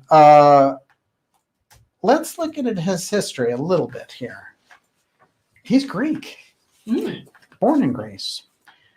George Joannides is the son of a journalist who was born in Athens, Greece, 1922, which would have made him about 40 during the assassination. His family arrived in New York in 1923. After graduating City College, he received a law degree at St. John's University. Moved to Washington in 1949, working for the Greek Embassy Information Service. So he comes out of a foreign intelligence service. He joined the CIA in 1951 and later became Chief of Psychological Warfare. Chief of Psychological Warfare, not just an officer, but the top man. The CIA's Jamwave station in Miami. In this role, he worked closely with the DRE, which is a Directorio Revolutionary, and I won't try to pronounce that last one, Estudiantel, I think it is, a military right-wing anti-communist, anti-Castro group. This was the group that Lee Harvey Oswald was in contact with in New Orleans. Now, Oswald had approached this group to get information on their background, and my interpretation of what was happening here is that this character, Joannides, was playing both sides. He was sending Oswald in to infiltrate this group, and he was having them watch him. And what will happen is this group, as soon as the assassination happens, runs an ad saying that Oswald is guilty before anything else happens. Instantly. So putting it out there, this is our man. Now, when Kennedy is assassinated, Richard Helms appoints John Whitten to undertake the agency's in-house investigation. After talking to Win Scott, who was the CIA station chief in Mexico City, Whitten discovered that Lee Harvey Oswald had been photographed at the Cuban consulate in early October 1963. Now, what's interesting is neither of these tapes nor the pictures ever surfaced. The CIA just said that it happened. And in fact, they had pictures, but the thing was, it wasn't our Oswald. It was this strange double who was running around to these embassies saying, I have to get into Cuba, Cuba this, Cuba that. So when Oswald is grabbed later, they can say, oh, he was trying to do it for Castro. So it was a very neat package, the way that they put it together. Now, interestingly enough, as I said, the Washington Post reporter, Jefferson Morley, he gets fired because they don't want his story. And they're like, this is something that we just aren't going to deal with. So he goes off on his own and he starts doing his own material. What is the pretext that they use of firing him? I think that he's just stuck on doing the story and they don't want to do it. Okay. It's a disagreement. But the JFK records suit tests CIA secrecy of assassination. This is the headline that happened as a result of this. And what Morley did is quite interesting. Morley sued the CIA for Joannides records, not for these records that everyone is chasing after Trump for to release. Joannides, remember, wasn't even known, so nobody could have included those records. Now we know who Joannides is, and that he was not only in charge of psychological operations, that he was in charge of the Oswald project. The answers, not that they put these in the files, but as we explore Joannides, we're going to get the answers about how they crafted the Oswald narrative and basically sold it to the public and then bumped Oswald off before he could say anything. Now, a couple of interesting things here. actually, Joannides is getting the highest accommodation that the CIA can give, which is the Career Intelligence Medal. And it's being administered to him by Admiral Bobby Ray Inman. What year is that? That is in 1979. Okay, so Joannides is not with us any longer. No, he's dead. Mhm. But he had just finished being the liaison for the House Assassinations Committee. So he had a job well done. First, he had done the Oswald project, and now all the psychological operations, and now he had fooled the House Assassinations Committee. So let's take a look at the gentleman who's giving him the award. And this is somebody who, as the deputy commander of the CIA, has to participate in the nomination for the award and all the rest. That is Admiral Bobby Inman. Now, what's interesting about Admiral Inman is that he's very, very centrally associated with the UFO file, oddly enough. So this version that we have now of To the Stars Academy, where they're like, we have all these CIA people and they want to give everyone love in the UFO file. Well, the first version of that, the first disclosure guy out of the CIA was Bobby Ray Inman, who, by the way, is still alive. And has been more transparent on this story than most. Now, interestingly enough, in Joseph Farrell's book, Hidden Finance, Rogue Networks, and Secret Sorcery, the Fascist International 9/11 and Penetrated Operations, which is a fascinating book of Farrell's, and I don't know how many people who know Farrell's work know that he did a very interesting, deep overview on 9/11. But one of the things that's in there is it has to do with this kind of high technology that's riding through all of the stories around 9/11. But in the heart of it is Admiral Bobby Ray Inman, from when he was deputy director of the CIA. When he leaves the CIA, he starts working with someone named Bob Oshler. And Oshler is somebody who will bring the whole disclosure idea from the government in the 80s. He'll bring this whole idea around. In his interview, Oshler asks Bobby Ray Inman, do you anticipate that any of the recovered vehicles, UFOs, would ever become available for technological research? He has a whole interview with him about UFOs. And then he says, do you suspect that any of these crashed UFOs are going to ever become available to the public for research outside of military circles? Inman says, quote, again, I honestly don't know. 10 years ago, the answer would have been no.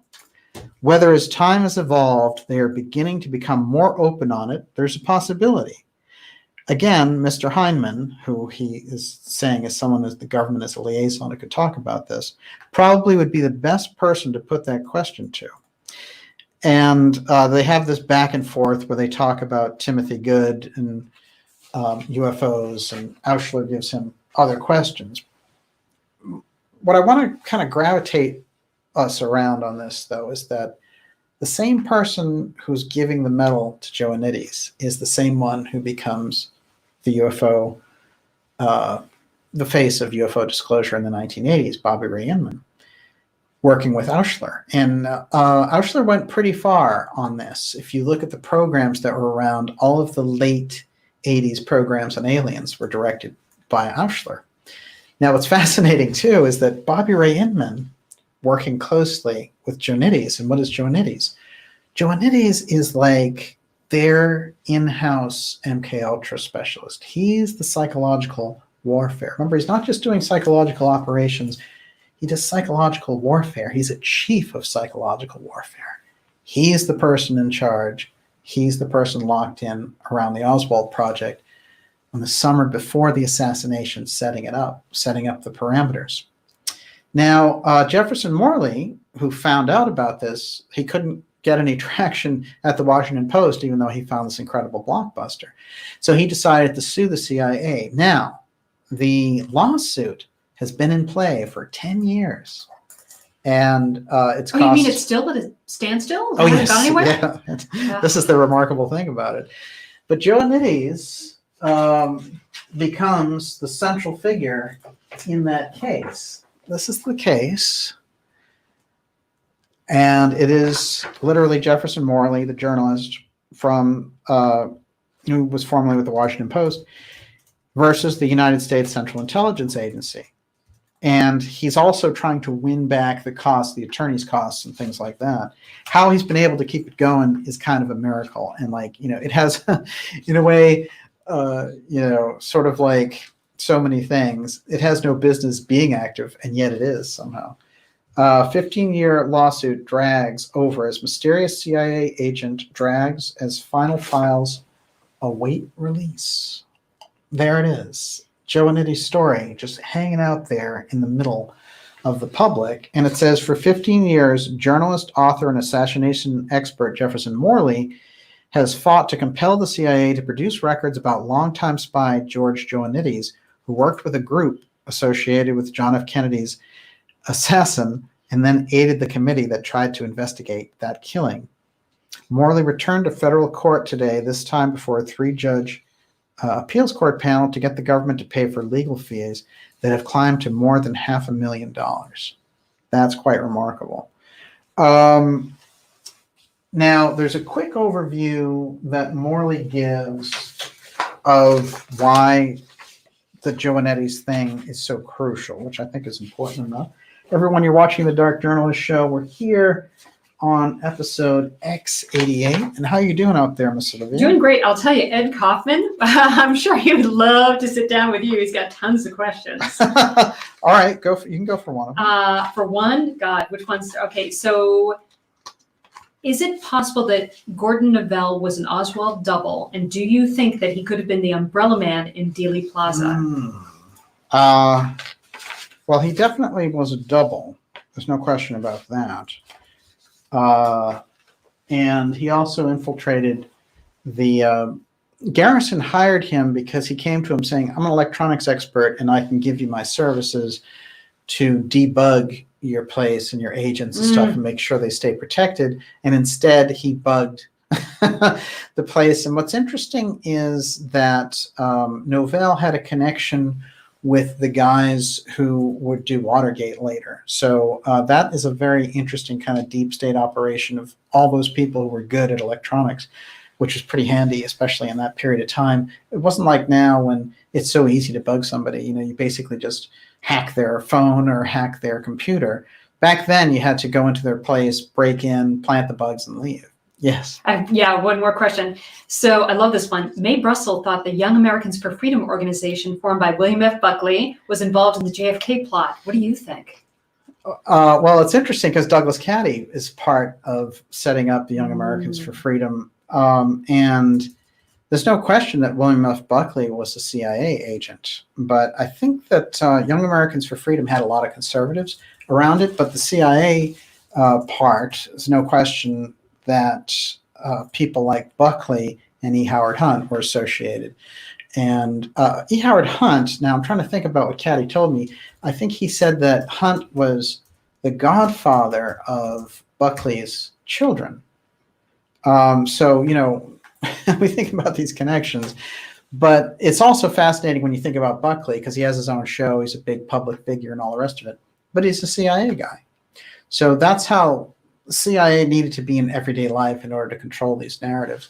And we get that with celebrities now, too, whenever we see, like the pandemic had all of these people like Tom Hanks or whoever else they paraded out, Madonna, who was promoting the pandemic.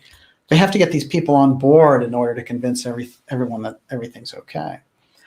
I mentioned that you're watching X Series 88, but I also want you to go and sign up for our newsletter at darkjournalist.com, because one of the things that we've been finding is people are getting thrown off. Well, look at David Icke. Oh, yeah.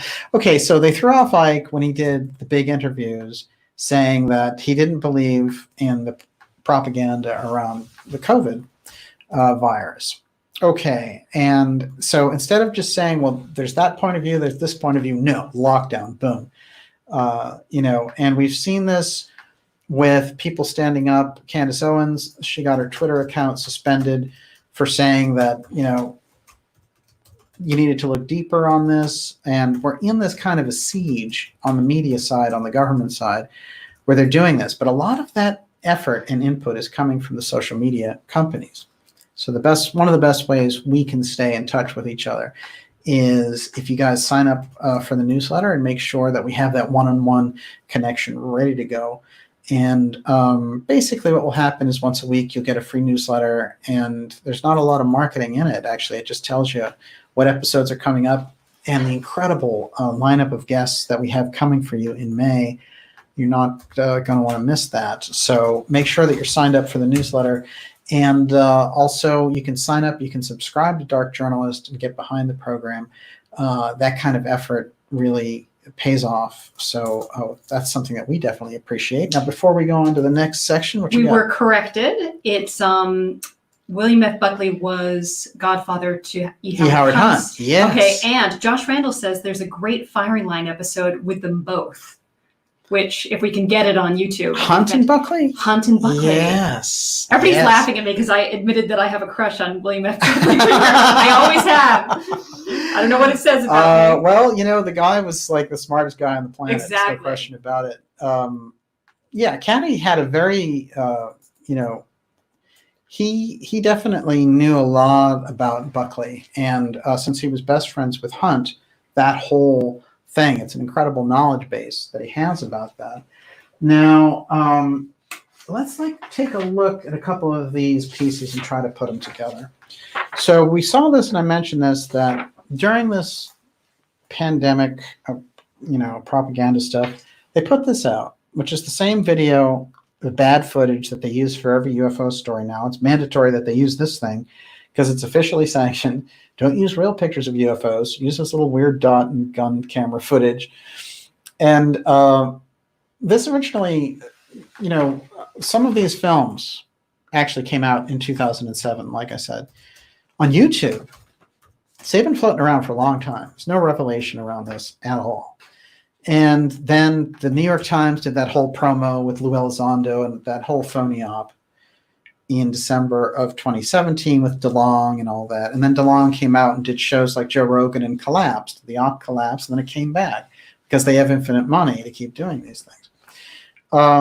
But what they are all about, and the whole Harry Reid pushing them, is they want to become part of the stationary part to receive regular funding and create a branch to deal with this UFO threat, so they can do all kinds of things with it.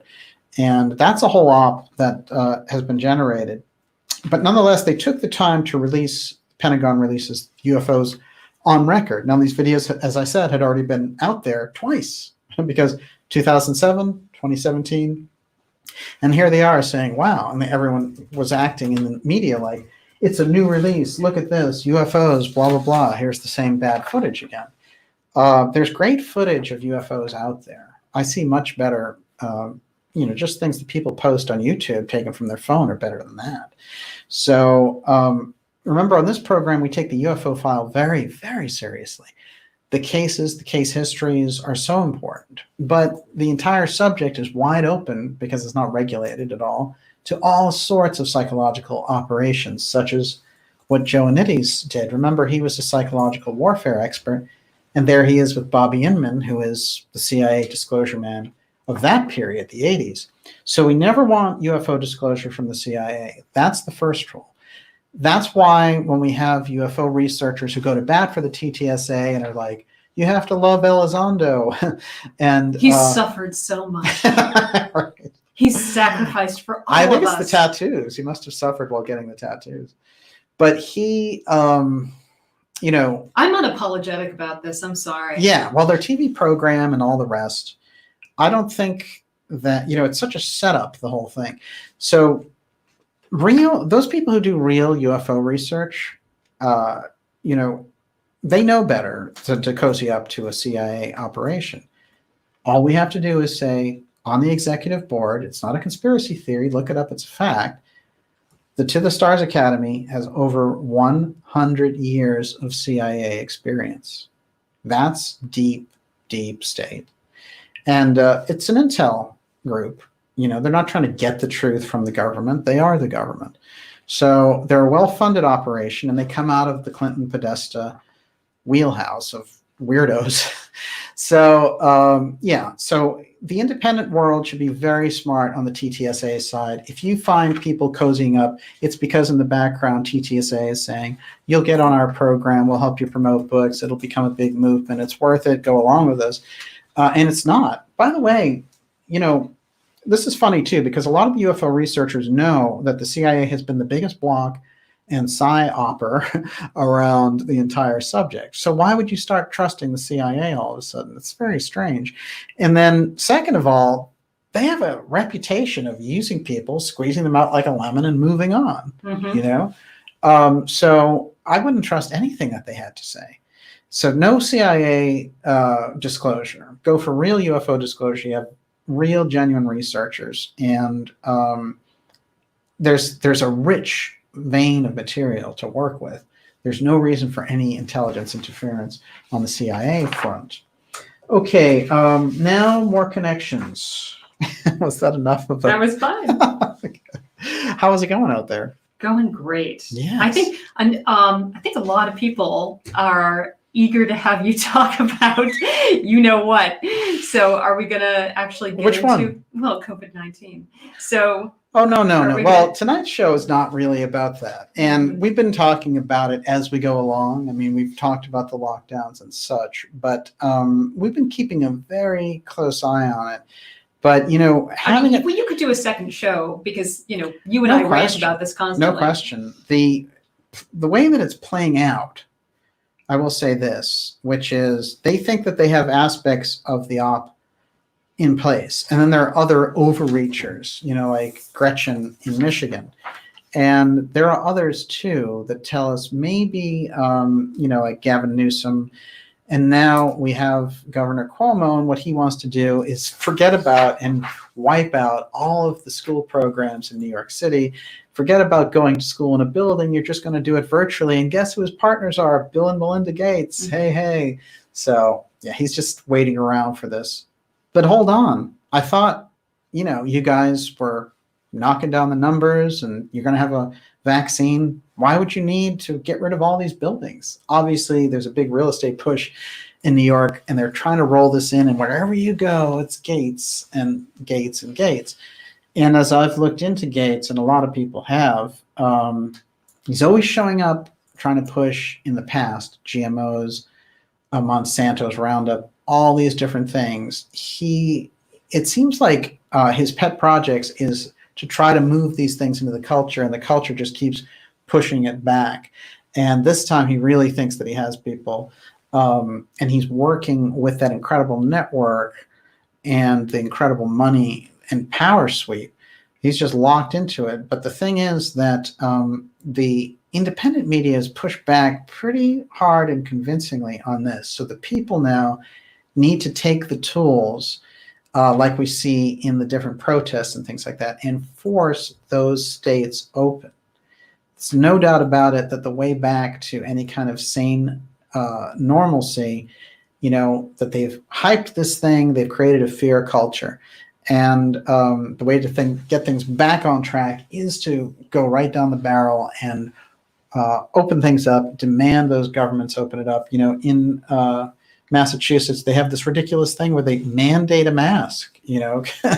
So if you don't wear a mask, you get a $300 fine. It's absurd. And you have all these people running around nervous with masks. And we know, look, I brought this for tonight. Okay. That's the Inspector General. Okay.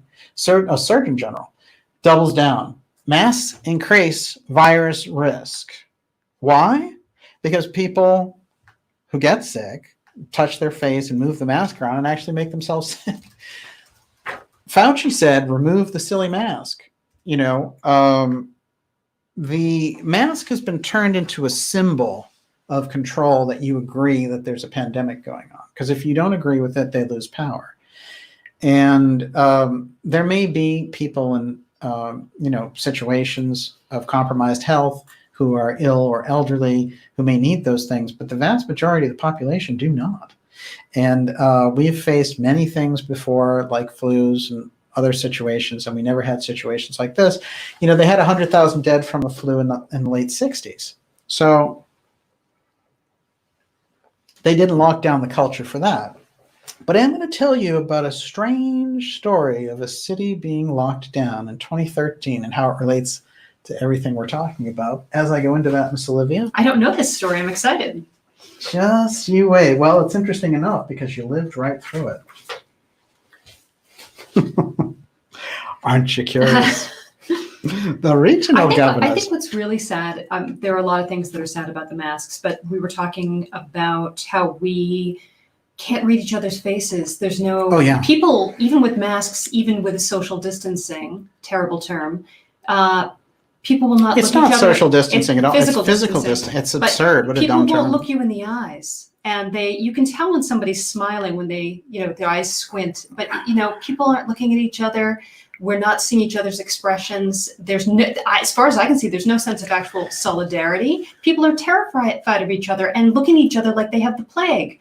If I walk down the sidewalk with a mask, and people will walk into the street to avoid me, and they're wearing a mask. It's the most antisocial thing in the world, and it makes me infuriated. Well, which is what they want. Well, they've run a fear op through the media on this, and there's no question. They're collecting a lot of data. It's quite a data drill down at this point. So the way that I look at it is part of the getting us out of the morphogenic fields that we interact with. We're getting, the idea of getting in between that, because when humans have that kind of solidarity with each other, they talk about things and, you might be facing the French Revolution. So therefore it's better to split them up and make them afraid of each other and make them fight with each other over silly things, right? And they've pushed a really kind of low thing. And then on the other hand, the media is like, hey, stay home and make like quarantine sock puppets. Or, they have this whole thing going on. The way that I look at it is that's a way to kind of entrain you to keep you in slavery. What we need to do is, first of all, nature is the best kind of thing that we could be out in to help keep a healthy immune system. That's breathing fresh air. Yeah, being on the beach and all the rest of it. Smelling the flowers. The idea, and they're going to send little robots around. We're looking at that South Korean robot thing, and it's it's got little things on telling you to social distance. I said if they export that thing to America, it'd be target practice nonstop on this. Najat just said there's a quarantine Barbie. I can't believe it. That's great. That's horrifying. Collector's I item. expect to see more.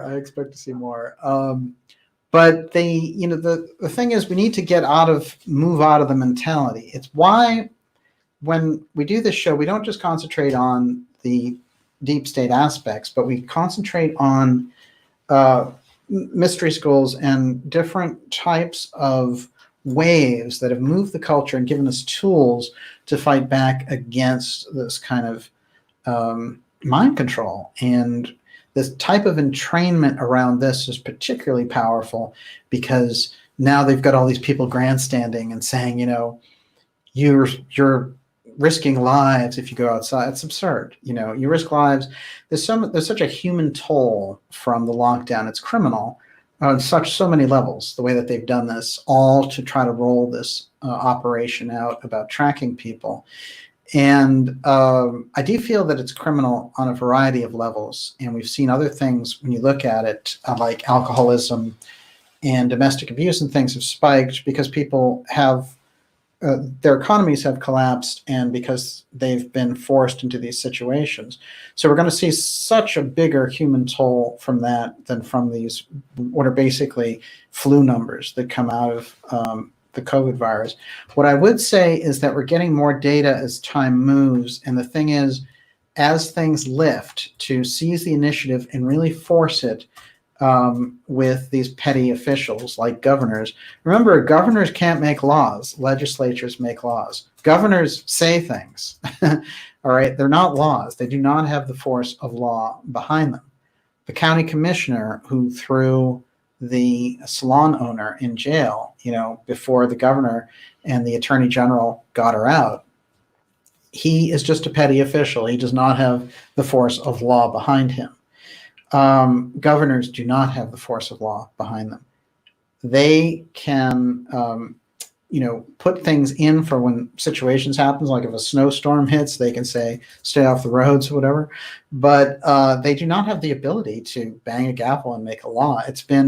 They've created regional governors and this kind of false impression that somebody in Michigan can tell all those people what to do from there. And her own legislature has taken her to court because they're like, we're not going along with that.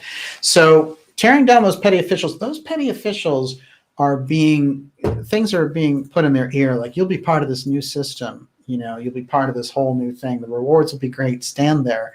And what the public needs to do is disincentivize that program. Push back as it moves, push back, do the protests, email them, send them messages to your Congress people. Do not let it go. And reclaim the freedom. The freedom comes from the Constitution. It doesn't come from any of these emergency powers or proclamations. That in the beginning, working with these people who I was calling the middle managers, the governors, the mayors, and all the rest of it, we understand their confusion because they were just middlemen for the whole thing. Now a lot of the stats are in, and all the numbers have been going down. And also the numbers were exaggerated because they were counting for every one death, they were counting 3. And, in Virginia, they admitted that. In New York, they said anything that looks like, we don't test it, but if it looks like it, we'll do it. So there's a financial incentive. There's a financial incentive as well. Well, that's another thing. When you get into health, if you have financial incentives, forget it. But it's easier to make people afraid if you say 100,000 deaths than if you say, maybe like 3,000-4,000 deaths, and like other stuff is just the regular stuff like flu, heart disease, and all the rest of it. You notice all those numbers and reporting have gone down as they lifted up the COVID numbers. But it was bad enough anyway that it happened, but for them to take advantage of it is criminal. So in terms of bringing things forward, look how they've tried to block the pandemic movie. They do not want average people to get this. But as average people get it, they wake up and you see more people coming to those protests and more people opening up their stores. They need to know that they work for us and they don't have some kind of magic pill or some kind of magic bullet by saying, hey, there's a health crisis. That means we get fascist powers and you do nothing but stay in your house. And by the way, our next plan is to come in and take people out that we want to test or whatever. That has to be stopped. And the sea change is there. You can feel it. And a big piece of it is that the Trump administration, which was playing this game, has stopped playing the game. And you don't see Fauci around there doing all that stuff. They've moved into a different phase. And that's very important because, I have to say this, it doesn't matter right, left, libertarian, none of it. I've been called everything, by the way. I've been called, I've been called left wing, soft left wing, hard right, all this kind of stuff. It doesn't matter to me because the show doesn't really have a political angle. The political angle is if somebody talks in public about defending the Constitution, I don't care if it's Fox News or if it's Peter Dale Scott, who's the ultimate left coast leftist of all. They know the Constitution and they know the rights of the people. That's where we naturally go. So if you see people in the Trump administration saying, open up the states, they're the ones who are right. And if you see people like Pelosi and Gavin Newsom saying, no, stay down, and we're going to send drones over you on the beach, they're the ones that are in the wrong. I don't care what the party affiliation is. So that's how it works. And unfortunately, the divide is working a lot like that during this crisis. They're all going to make money, by the way. So none of them, I don't salute any of them. But what I think is important for us to look at is the Democrats have moved into a bizarre pose where they want a kind of fascist communism blended, and it feels like the social media companies have taken so many of their cues from China that they're left hanging in the balance thinking, oh, we thought this thing was going to go on for a long time. We get all these powers and these states are opening up. And that faction in the White House isn't supporting this anymore. So now they're trying to make them look bad and be like, oh, people are dying because they're negligent. No, people were dying because you were keeping them in their house. So, and then in the middle of it, everybody's playing the game of like, oh, we're doing it safely. We're opening it safely. The human beings' immune systems have been going on for how many hundreds of thousands of years. We've had life on planet Earth for Right. millions of years. I think humanity can handle it, okay? Without you saying, we'll never handshake again. No, we'll handshake again. Well, Get out of your weird fantasy there, power, sort of new Hitler. It's not going to happen. And you're going to get petty powers from this. People are too stupid to look deep enough into what's happening or too programmed. So that's what we're doing in this program, is really waking people up. bottom line, this is a country, in theory, which is supposed to be for, of, and by the people. We get to decide how we want to live, what risks we want to take. This isn't supposed to be a top-down situation where things are dictated to us. Absolutely. And the agreement we made was to basically stay at home, to flatten the curve, which is a term you don't even hear anymore. No, this was the beginning. Mhm. That's It's what a that's how they bait and lured switch. people in. They said, we're going to flatten the curve and then we'll give everything back. And then, then they're like, oh, you all have to wear masks. And oh, the new normal is that Let's there's no school destroy anymore. your small businesses so you can get kicked out of your homes. Yeah, my feeling on this is, it's going to take action on the ground, and we're already seeing it. The move is there. And when they say open the states, anyone who's saying open the states, that's where we go. When people are saying close down the state, or like schools should be closed forever, those are your enemies. They're enemies of humanity, because they know, they've got the stats. They're just being programmed. So they've been enemies of this process. The question is, why? And why did they take this thing and move it the way that they did?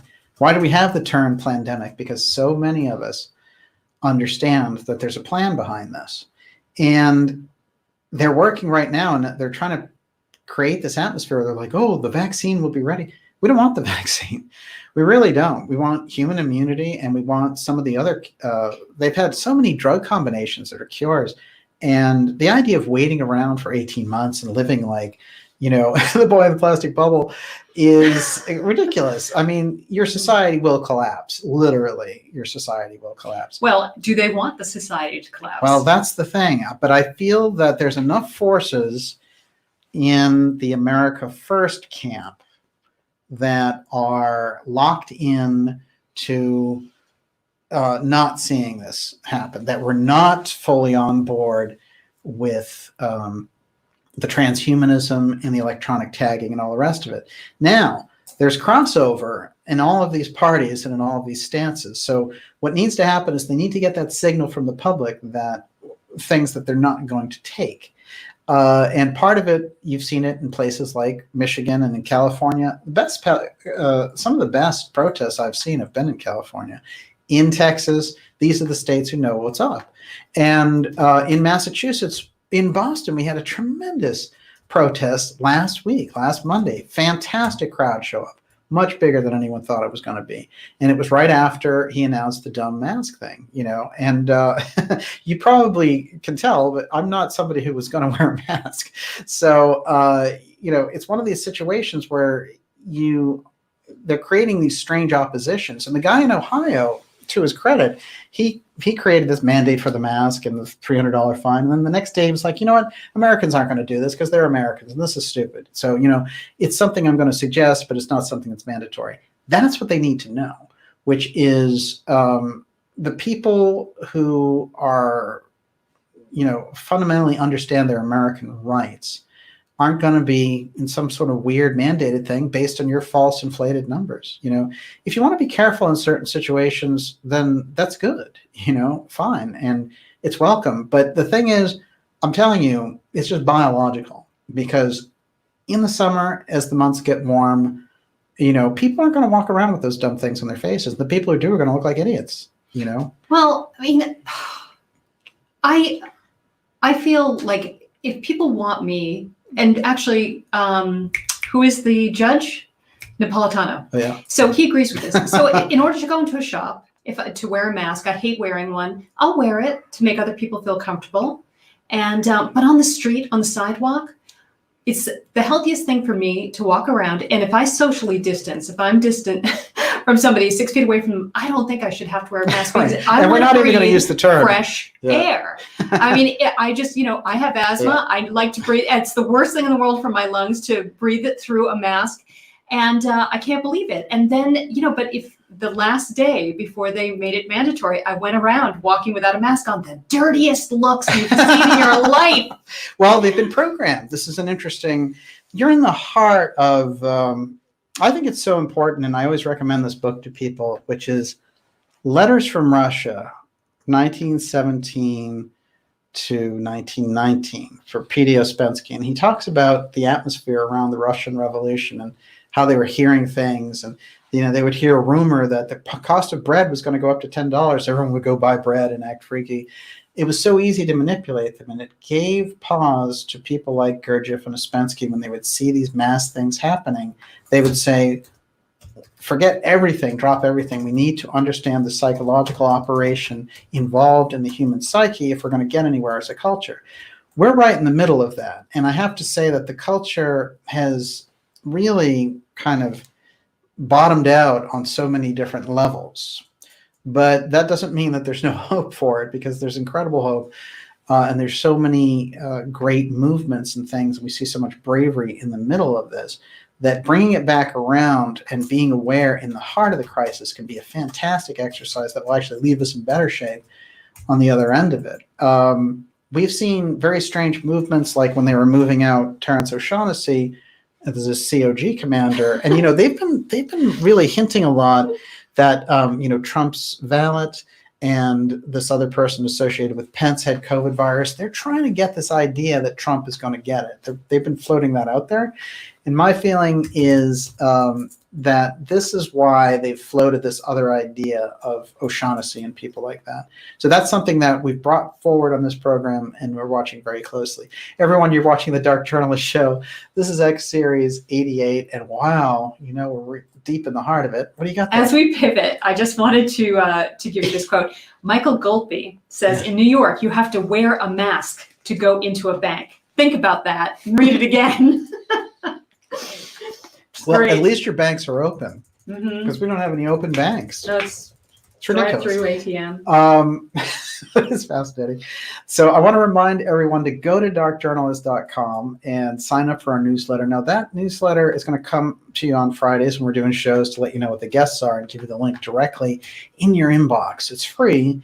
And basically, the way that it works is you're going to get it once a week, and it's not really heavy with marketing or anything like that. So make sure you have that locked in, because, the kind of absurdity of everyone getting thrown off. I mean, they've started with the really kind of major people like David Icke, Alex Jones, and people like that. And, like them or not, they have a right to do their own platform. To deplatform them shows that the society is blocking narratives. And that's fundamentally flawed as a model in democracy, any kind of free society.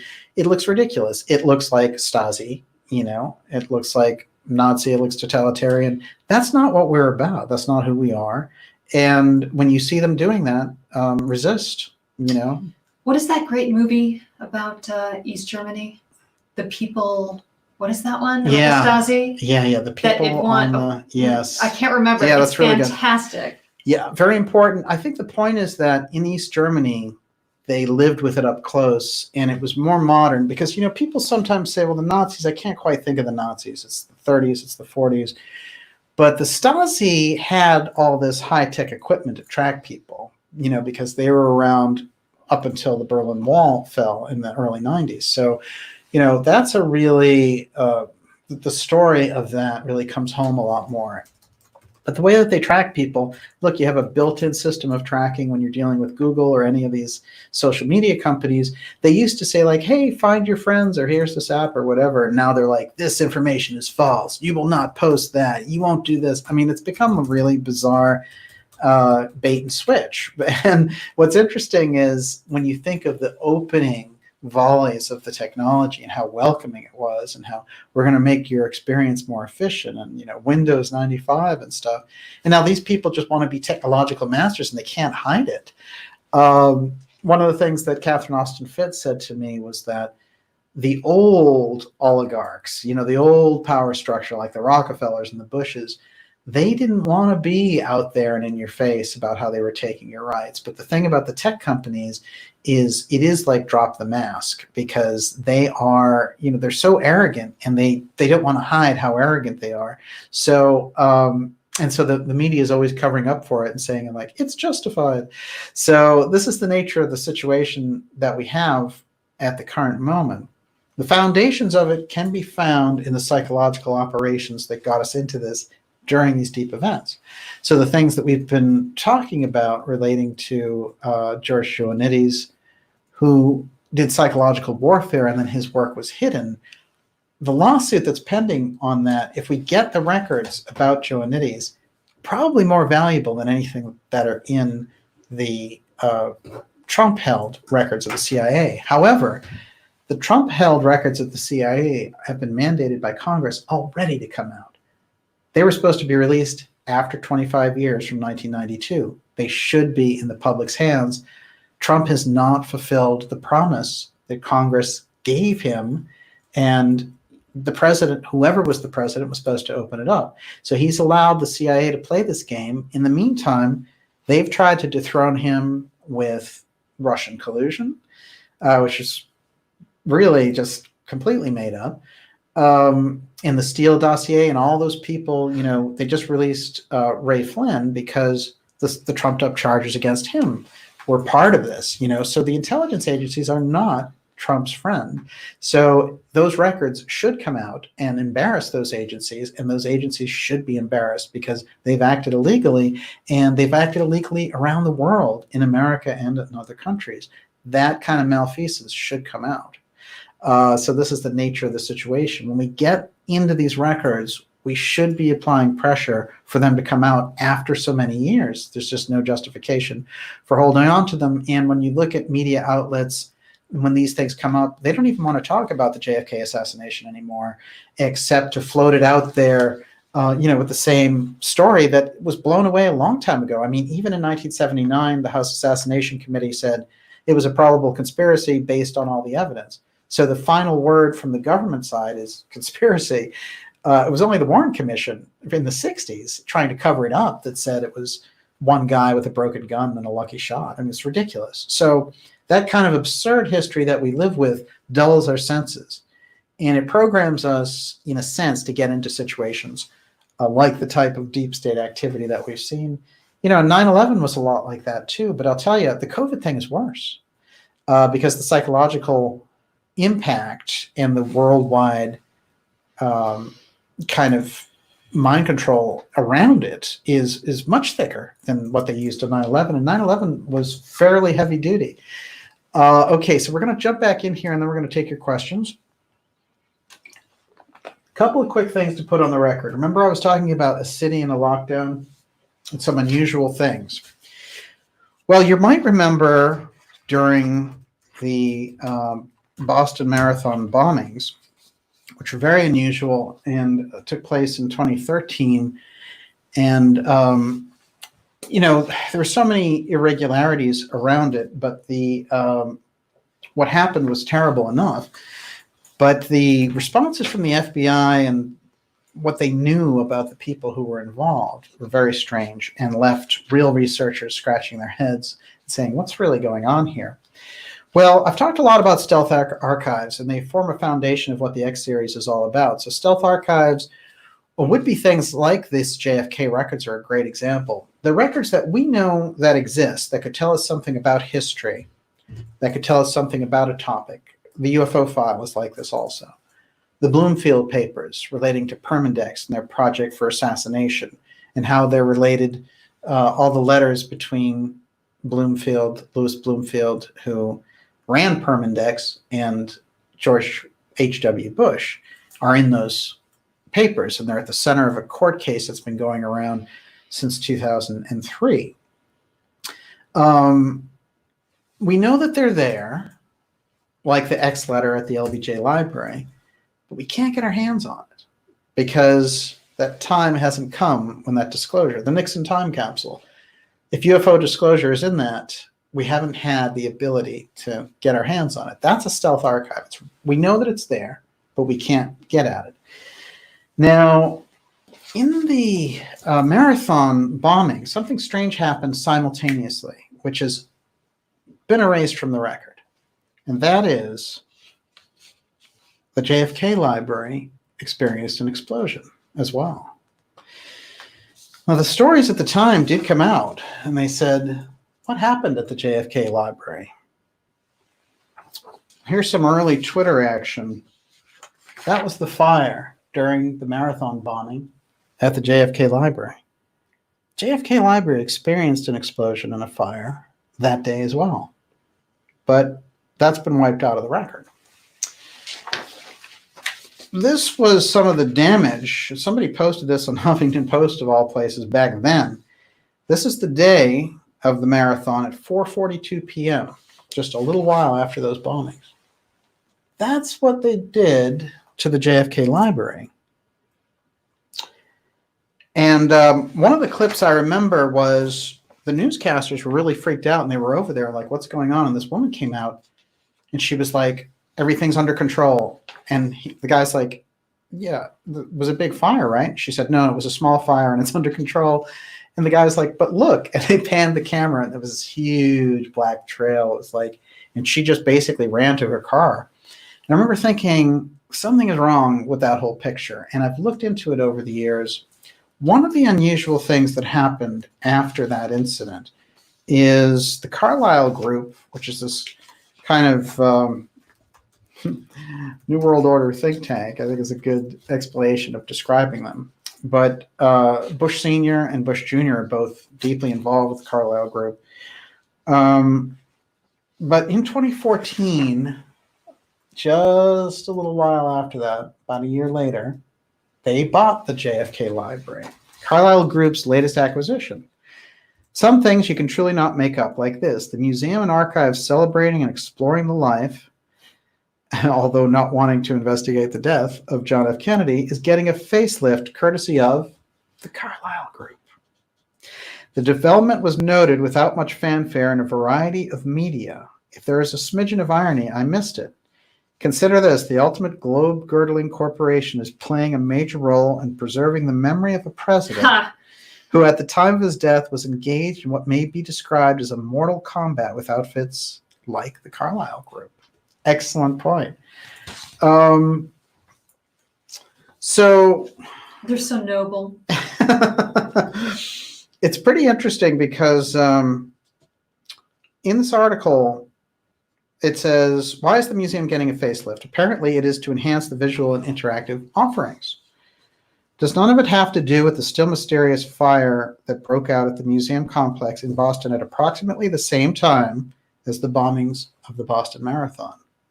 Initial news reports suggested that the fire might somehow be linked to the bombings, an event that led to the precedent-setting lockdown of a major American city in a military-style operations.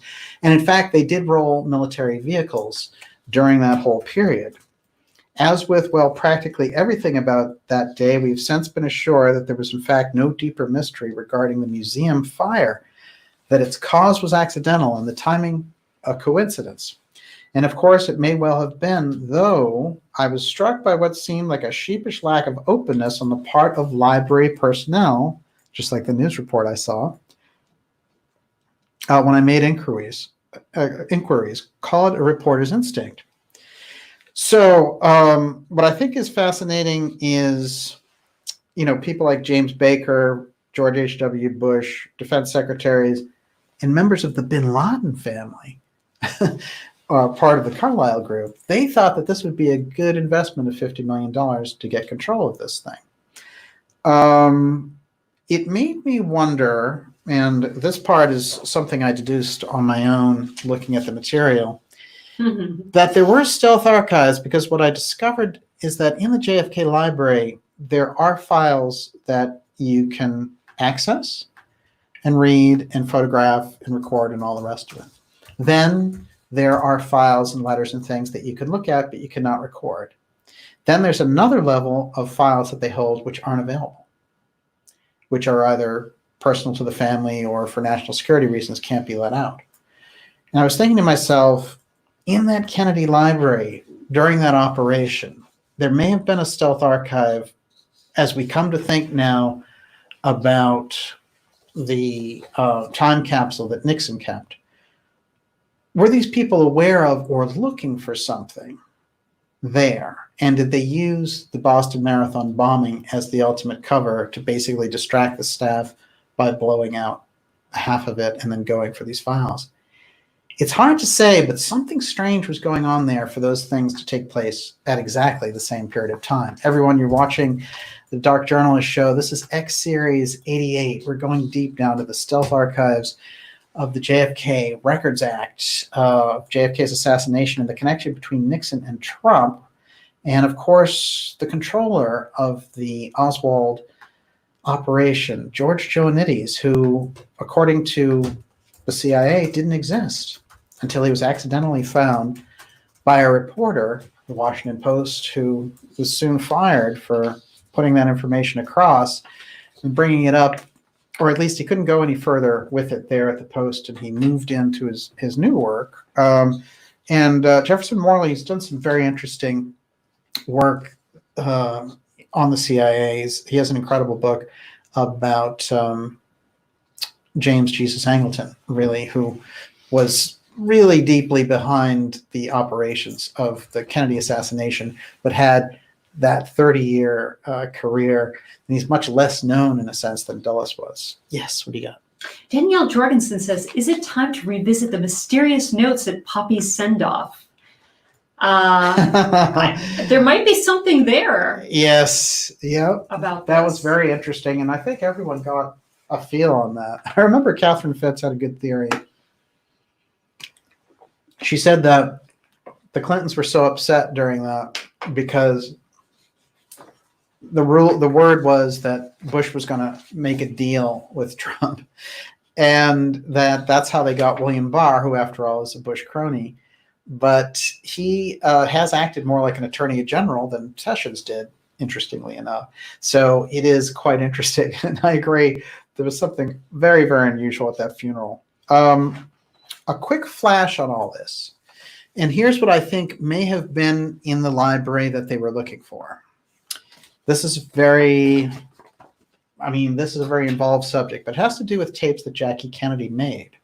Now, I forgot about that. Yes, it's well known that in early 1964, with Kennedy family historian Arthur Schlesinger, Jackie Kennedy sat down and she made a series of recordings about all of her impressions after the assassination, of their time there together, and all the rest. And that those tapes were not to be released until after the death of both of her children, or 50 years after her own death, something to that effect. So, oddly enough, there was a rumor that the tapes were going to be released early, and that this had come about as something that Carolyn wanted to do. So, in the tapes, someone who was transcribing them leaked to a major newspaper in the UK, the Daily Mail, that Jackie felt that the force behind the assassination was LBJ. Now, it's interesting because, of course, we're going to be interviewing Roger Stone, who is the 4 decades long Trump advisor, and someone who has been a presidential advisor since Nixon with Reagan, and just has a really colorful career in politics. And he is coming on the program Monday at 3:00. Actually, we were going to do it today, but he had a throat issue. And interestingly enough, he had a book called LBJ, The Man Who Killed Kennedy, which harkens back to a 2003 documentary that was banned by the History Channel called The Men Who Killed Kennedy, The Guilty Men, which was all about these incredible, and I mean incredible, revelations about LBJ and his business dealings and how he was headed for prison at that point, and Kennedy was getting him off the ticket, and that he worked with CIA elements in order to eliminate JFK. Absolutely plausible. There's great evidence for it. And in fact, there was a fingerprint found in the schoolbook depository that they identified. It took many years to do it because the person who had been arrested who was an LBJ hitman named Mac Wallace. He had been arrested for shooting a golf pro in the early 50s, and that card of his fingerprint didn't become available to the public. They had to wait some 40 years for that thing to come out. And when it did, the couple of researchers were ready, grabbed it, got a fingerprint expert. They compared it and said it was Mac Wallace's fingerprint. And the guy who did the fingerprint analysis had over 4 decades of experience. He was just a complete crackerjack. So there's no doubt about it that Mac Wallace was there in the 6th floor. And he was probably pretending to be Oswald and creating, some kind of ruckus on the 6th floor, firing a shot and taking off. So they could pull this whole thing together. Now, it is a fascinating thing, and it was banned, and Nigel Turner had to go kind of underground in the UK. He really hasn't been seen since. I mean, I'm sure he's alive and well, but he's not been in public. That's for damn sure. And he did some remarkable work around this, and I highly recommend it. It can still be found, The Guilty Men. But this is interesting because Jackie had said on those tapes, apparently, that she felt that it was LBJ who was behind it. Interestingly enough, when the Russians, this is something that came out in 2017 with this records push, that the Russians themselves, after their full analysis in the 60s, decided it was LBJ who had pulled it off. And that's one of the headlines from that, which is Soviets thought President Lyndon B. Johnson was behind the Kennedy assassination. Now, there was a book called Farewell America that a publishing house in New York City that Jackie Kennedy ran put out, and it was all these French intelligence officials saying that the assassination had been caused by LBJ, and they tracked back all of those links. I mean, in association with the Central Intelligence Agency. He was the man waiting in the wings. It's very interesting how LBJ is portrayed there as that freedom fighter and all these things that came through with him. And we've gone pretty deep on LBJ on this program before. One of the things about him quitting the presidential race in 1968 is quite fascinating when you think about it, because he broke precedent. There's no president there that didn't run for re-election unless he was sick or dead, because that's what you do when you're president. For him not to run was very telling. And it was because Robert Kennedy had got into the race, and he knew that they were going to take Robert Kennedy out because there was no way that he was going to be able to get to the White House. And he realized, if I'm in office and 2 presidents who are both named Kennedy, or 2 Kennedys, 1 candidate for president and 1 a president, that I succeed, if they're both killed while I'm in office, this is not going to look good. It's going to track back to me, and I'm out of here. So he signed off on this. And a few days after he gets out of the race, MLK is assassinated. MLK was going to back RFK. And then 2 months after that, RFK is dead after winning the California primary and being the odds-on favorite to win the presidency in 1968. With a bunch of CIA agents right there in the audience. Yes. Well, there's been a big CIA presence tracking. And I think the words of RFK Jr.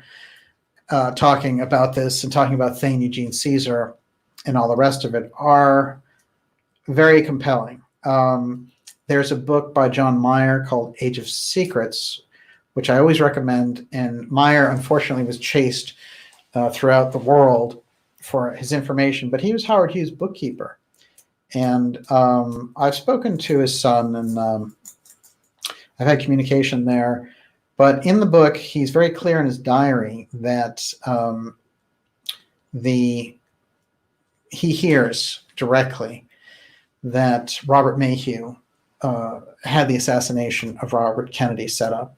And that, so Thane Eugene Caesar being an employee of Lockheed Martin and being there with a gun, and the coroner, Thomas Noguchi, is one of the greatest in the country, saying that it wasn't Sirhan's gun that killed Kennedy because he was in front of him and 3 or 4 feet in the distance, and that the shot had to come directly behind him. So when we see that information kind of roll out, we realize that in the country, it's like we need a conversation about the things that have taken place and the immense power that the CIA has over the media. I mean, they're even playing a major role in this operation because there was a story they were trying to float for a little while that the CIA had tried to warn Trump about this pandemic before it hit, but he didn't take it, and so bad Trump. So the CIA has been there at every stop. During the impeachment trial, it was a CIA guy who overheard this thing about the Ukraine, Trump supposedly asking for help against Joe Biden from the Ukraine. That's CIA again. And then the CIA people with the Steele dossier, and John Brennan, the former CIA director, who, by the way, was like, we really need to get more information on that UFO file. And by the way, Luis Elizondo from TTSA worked for John Brennan, who was Obama's head of CIA and nicknamed the Drone King because he liked to go around droning parties and wedding parties and things like that in Afghanistan, and really creating for the United States a real problem with our reputation over there, because there are better ways to get terrorists than to wipe out civilians. And the way that a lot of these CIA directors look at it, it's collateral damage. We're looking for some guy. If we kill 50 people while we're doing it, it's okay. It's a sick mentality. It really is. But this is, what we see over and over again inside the Central Intelligence Agency. So I think when we get into these things, it's good for us to deconstruct and check in where we are.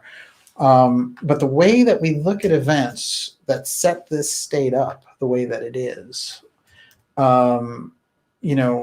it gives us a hint of where things are going and how to unravel that. Because when we can bring it forward and when we have that consciousness about what has actually happened, it changes the paradigm dramatically. So the media, ba-bling, they play it on heavy duty, trying to get us to believe the old stories. And we've broken out of so many of them, really. I mean, it's funny because even the story of the Kennedy assassination, 7 out of 10 people don't believe the ridiculous historical story, but that's history. Right? So it's wrong history. So in these different countries, as I've mentioned, they've had reconciliation committees. We're coming to a point where these things are going to need to collapse. The story around the UFO file needs to collapse. It's a false story. It's been repressed by the CIA. Now they want to make up a phony threat story. That has to be rejected thoroughly. The Kennedy assassinations, the MLK assassination, these incredible plane crash assassinations, the things that the CIA has done to maintain power inside this country, they don't have power to operate domestically. Remember, they have no policing powers. They're a completely illegal outgrowth of World War II. So just like I was saying with the governors not having the ability to make laws that legislatures can, we have to stop these agencies and governors and bureaucrats from creating false realities and false powers. And we need to go back and look and say the Constitution gives you this ability, and that needs to be the conversation. One of the really terrible things, and I even hate to mention it, is all the police brutality that we've seen with the lockdown. And when you look at some of the beatdowns that we've seen in places like New York City, with people just standing around, the cops being bored and beating the crap out of them, that looks like North Korea.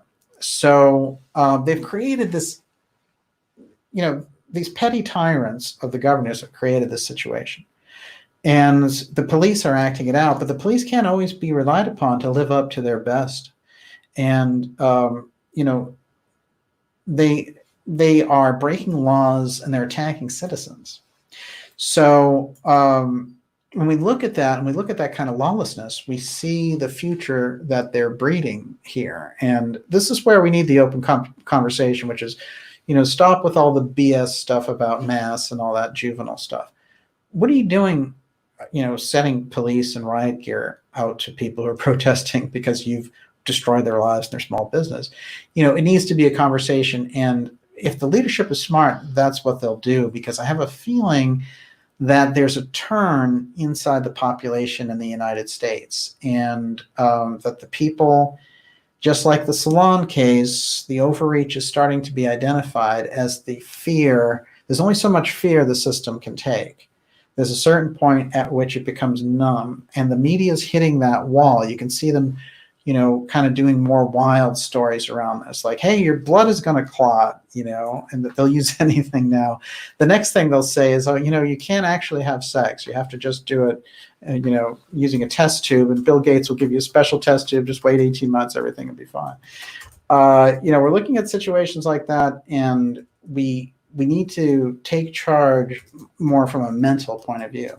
Part of it is really taking in the information that people have sacrificed to get to us. And a lot of that information has come to us from whistleblowers.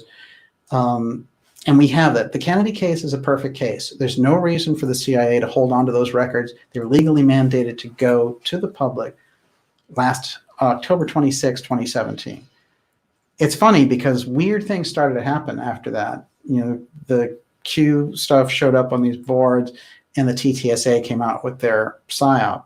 So I think that we need to take something like the JFK records and really, it's somewhere where changing that story, changing that history back to what actually happened, and making the CIA accountable, and also putting in place rules for the Central Intelligence Agency not to have domestic policing abilities, and really exposing that agency for what they've done, has to become a crucial part of this, because too many things are hidden now, and the Central Intelligence Agency, along with the media, has created this non-transparent situation, so it's schizophrenic on the ground, and all we do are hear, there's the biblical quote about hearing about wars and rumors of wars.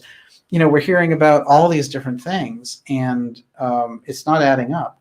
So I think it is a crucial stage that we get into when we're looking at this. And with that, Miss Olivia, I am going to turn it over to you and your questions. Okay, so Todd Roderick. So do you think we'll ever know the truth about the JFK assassination?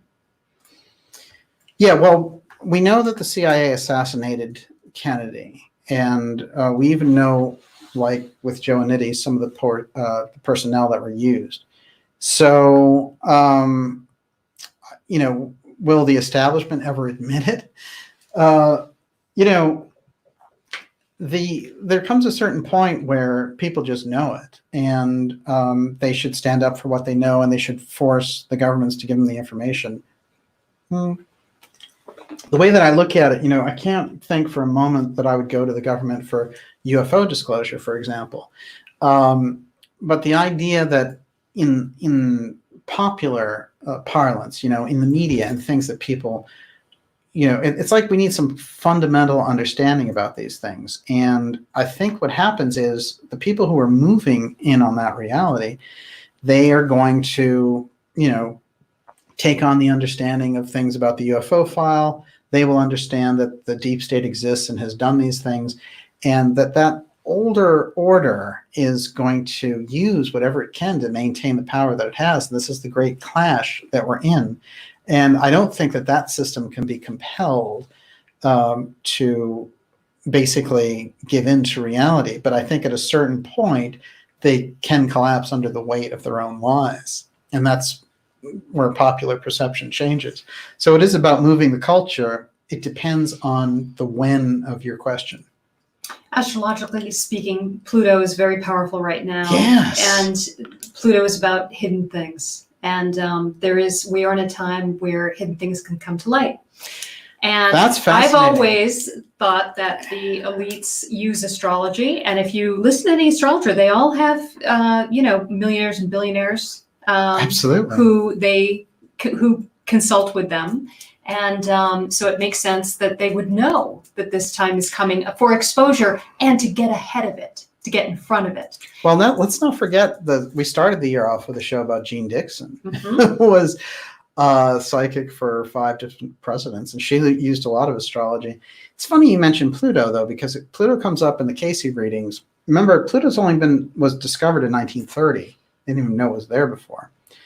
And when Casey mentions it, he talks about how it's getting closer to Earth. And one of the things, the qualities that it had, he said it would lift the veil between life and life after death, that people would understand that aspect of it more, which I always found fascinating. And then strangely enough, this movement over the last 10 years to demote it as a planet completely. Is that to get people not to even pay attention to what it means, it makes you wonder why they would demote it. And also, astrologers don't go along with that. Exactly. They know how powerful Pluto is. Yes. I mean, I don't care what you call it. I know personally with my own life. Not to mention Chiron. Exactly. I think Pluto is more powerful. Okay.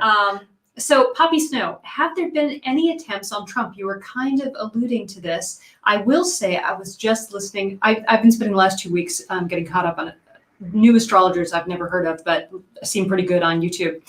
And this is a time where we can see between now and maybe early next year, the removal of a president. So whether it would be Trump or if Trump gets reelected, it's really strange. Actually, there's this woman, I think they call her the Belgian psychic, and she died in the 90s, but she had a very interesting batting average. And she predicted odd things for 2020, and we included it in our Armageddon 2020 episode with Gene Dixon. And there were odd things because one of the things that Robert Merritt said, who had been around Nixon, and this whole time capsule story came from him working as a secret agent for Nixon. He said that Nixon said that 2020 would be a calamitous year for the United States and the world. It's very odd. Gene Dixon, in her book in 1971, predicted this. This is where I think Nixon got it. So when we look at that, then this Belgian psychic, she said, actually, the Russian president is going to have a condition like being poisoned. And although he won't die, he'll be kind of out of effect. That was one prediction that she made. And then I think someone has it right, the blind grandma.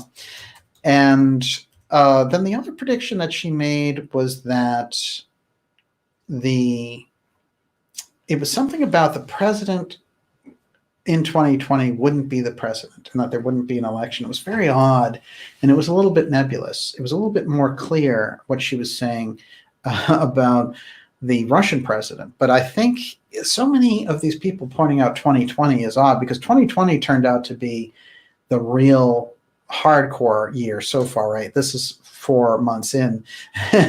We just can't see what else is coming. There's all this kind of incredible astronomical activity we've been tracking as well.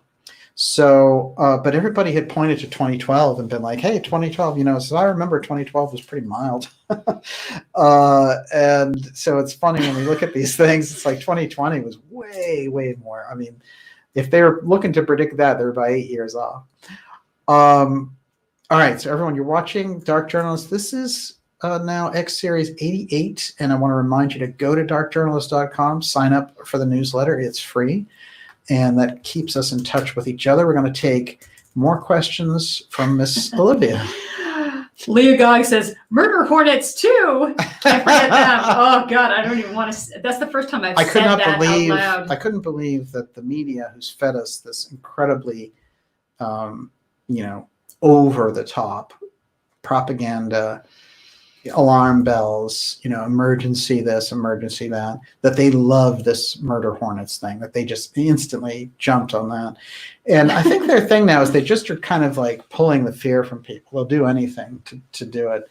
And, but yeah, there you go. Murder hornets really make it happen. Okay. Marco Zerba, I've heard this before, but I'm going to ask it again in this context. Did they murder RFK Jr.'s granddaughter and great-grandson to send him a message? I originally did not think so, and I feel a little uneasy asking the question, but in light of everything going on, what do you think? Well, I mean, the Kennedys are in the firing line, and I think RFK Jr.'s work. We're seeing also in independent circles, there are these forces attacking RFK Jr. And when you see that, really push it off because he's done incredible things for trying to bring transparency around the environment, vaccines, and the assassinations and everything. I think that is how that world works. They do try to do things and really silence you, as we've seen the Kennedys have very much experienced that.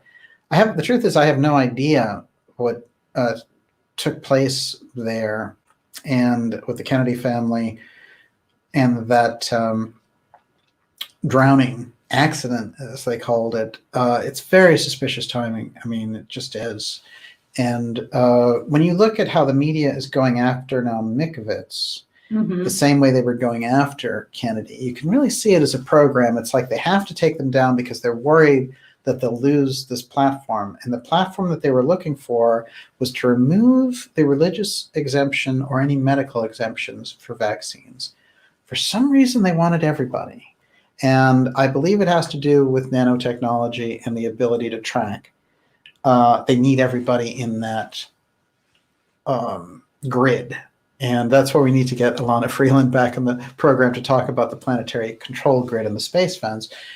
But the incredible geoengineering stuff that she tracks, that's how it makes sense to me that they do. Because otherwise, putting these people up in a shooting gallery and shooting at them just because they disagree with you, I mean, they really go for the jugular on this. And they're protecting something. And the media are just poodles. They're like wind-up poodles, like Rachel Maddow and MSNBC or, Chris Cuomo and stuff. There's nothing left inside of them. They're literally, they're just programmed. There's no thinking. They're pretty robotic, actually. Yeah. Oh, yeah, absolutely. Well, their companies are run by the war machine.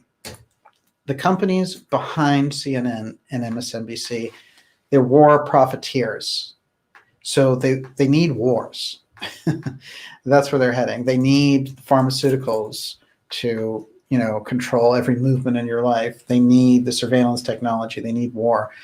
That's what's controlling that, and I really point them out in particular because they've just been the most egregious liars. But the media itself is just a wall of noise now. It's very hard even to get good, solid intel about anything because so much of it is politically motivated now. And the hydroxychloroquine was a fantastic example where they got tremendous results.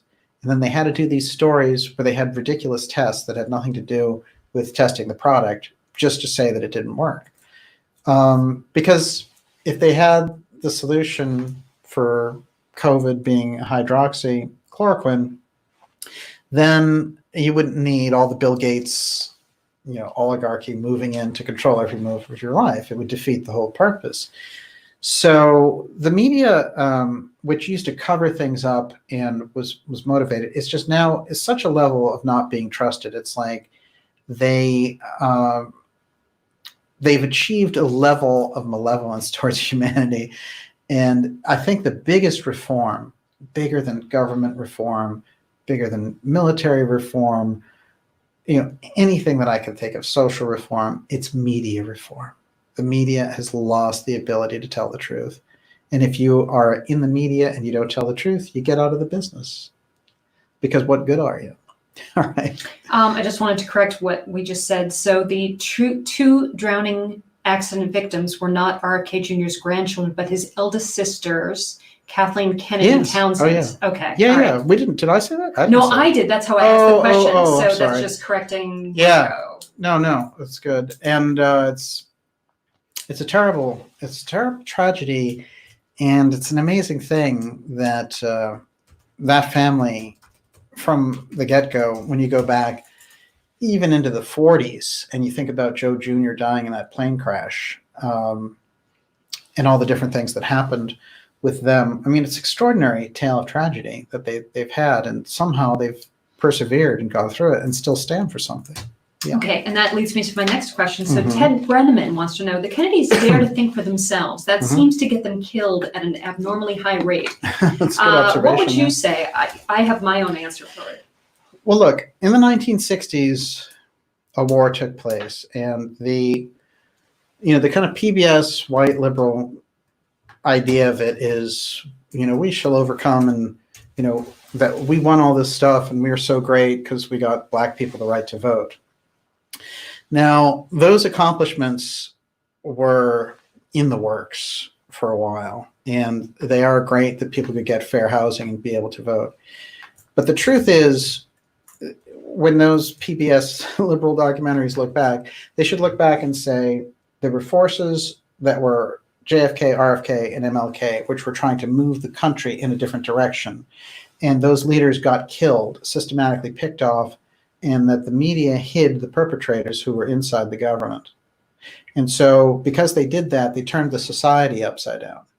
And in doing that, by removing the leaders, we got other leaders.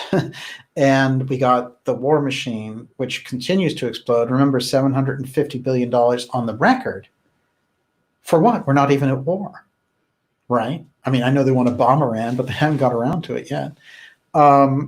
Venezuela just caught a couple of American commandos going in there.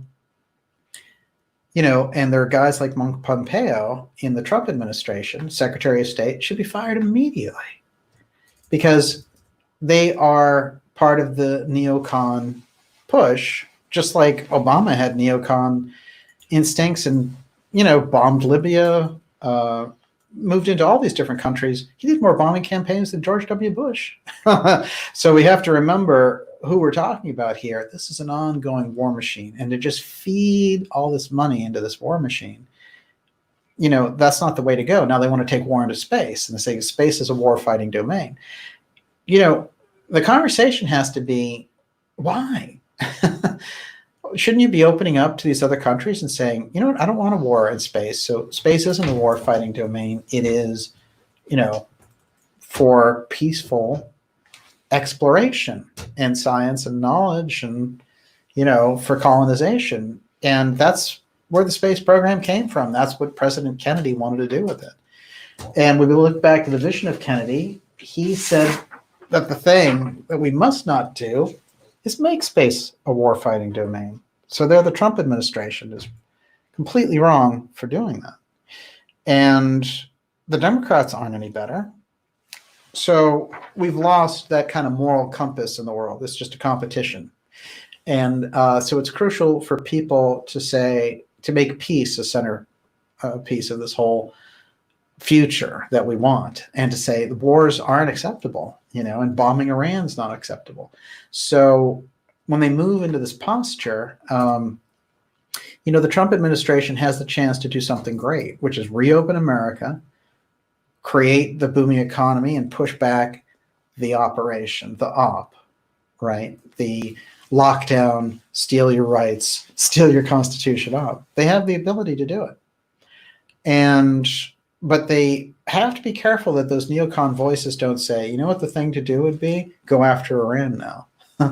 Because that will destroy any legacy that the Trump administration has. And so I hope they're listening.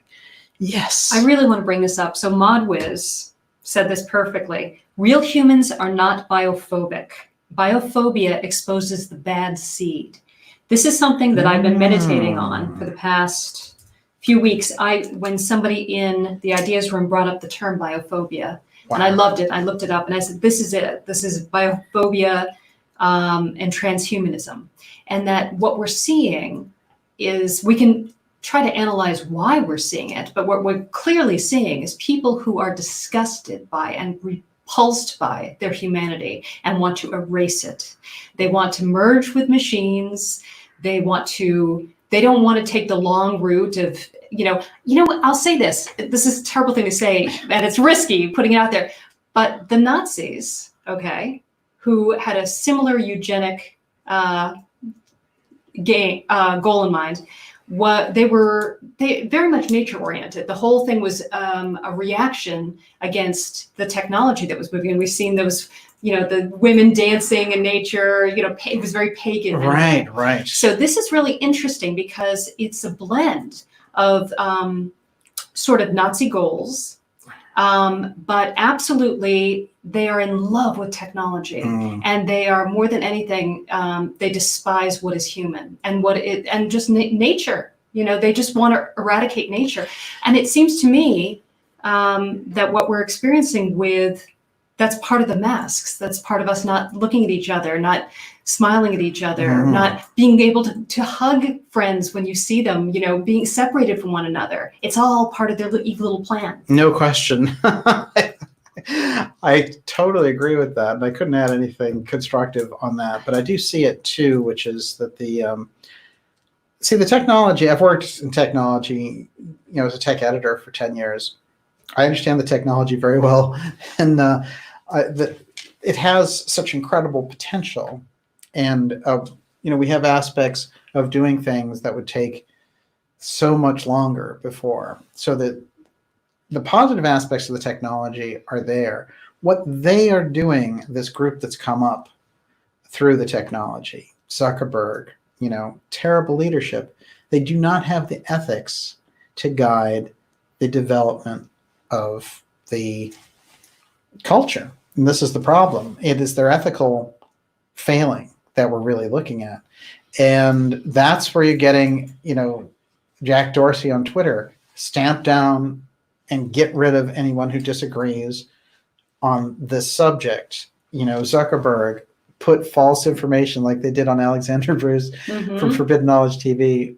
I said this to her, she put up something about the pandemic and how other doctors had said something totally different about what the media was saying. And they put down a big thing across it that says false information, proven to be false. This is the weird censorship control grid. And I have a feeling that these countries, these companies have gone over to different countries like China, and they've seen that incredible social credit system and the lockdown of people. And, they had one guy in China that he punished for social media crime, and they were shocking. It was like electric shock. China has incredible people, but the government is so backward. And these people are thinking, hey, China knows how to do it because they don't have to give their workers any rights and all this other stuff, and they're technocrats in control. And it looks to me like Facebook and Twitter and all these people are behind them. And I think there's a lot of Chinese money behind the Democrats. Problem is that China, although they've had an incredible economic explosion because they had so much labor and we had so much demand and we moved all our factories there, they don't have the ethical weather vane to guide the world. And I think this is what we're looking at over and over again, is that there's an ethics problem. And, can I correct you? Yeah. There's a compassion problem because Yes. ethics, it comes from the compassion is first. Yeah. Oh, yeah. Yeah. Well, I think that they work together. It seems to me that this is the thing that we're looking at the most. So, China, when I look at that, the classic example were those Apple factories that they had in China, which were all Chinese labor. And the people in the factories were working so hard that they jumped out windows. And they worked to the bone, and they just wanted to get out of that life. And so those companies didn't look at the labor force and say, oh, let's get them, rest and better working conditions, or psychologists to help them through different issues. Instead, they said, let's put nets around the building so that when they jump out the window, they won't kill themselves. We can grab them back and put them back to work.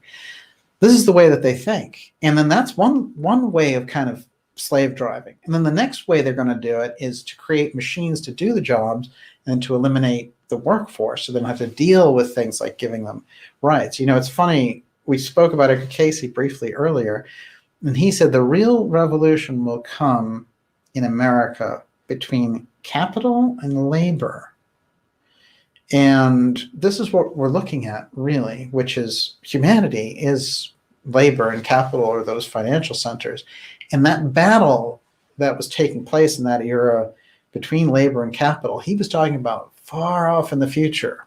And this is what I think we're looking at, which is when you talk about that 1% versus everyone else, whose wages are stagnant, or now their small businesses are destroyed. These are fundamental concepts. And for the leadership not to get it, just shows what a poor leadership that we have at this period in history. It's going to take it from people from the ground up, kind of from the bootstraps up, rather than from the top down. This is the way it works. That's why people like Fitz talk about doing it local, or local farming, or all the rest. All right, one more question. Well, I'm just going to pop in. I keep thinking about Gretchen Whitmer and how, Don't think about her too much. Well, I don't know how I would have thought about her when I was a little younger, but to me, she sort of is the face of irresponsible power, of someone who does not have, as far as I can see, any compassion. She looks like she enjoys it. She is a psychopath. She really is. And completely, and it's horrible as a woman, right? You want to see women in power. For me, as a woman, I want to see women in power who deserve that power, responsible with that power, and are honorable. And it's just shameful. She's worse than so many men. It's true. We have a derby every week, which is who's the worst governor in the United States. And Gavin Newsom was up there for a while, but Gretchen, she got it. Now Charlie Baker with his face mask thing, he's up there now too. He was losing it at a recent press conference. They were asking him tough questions. He's a better phony, I'd say. He's a better phony. But I think I don't know.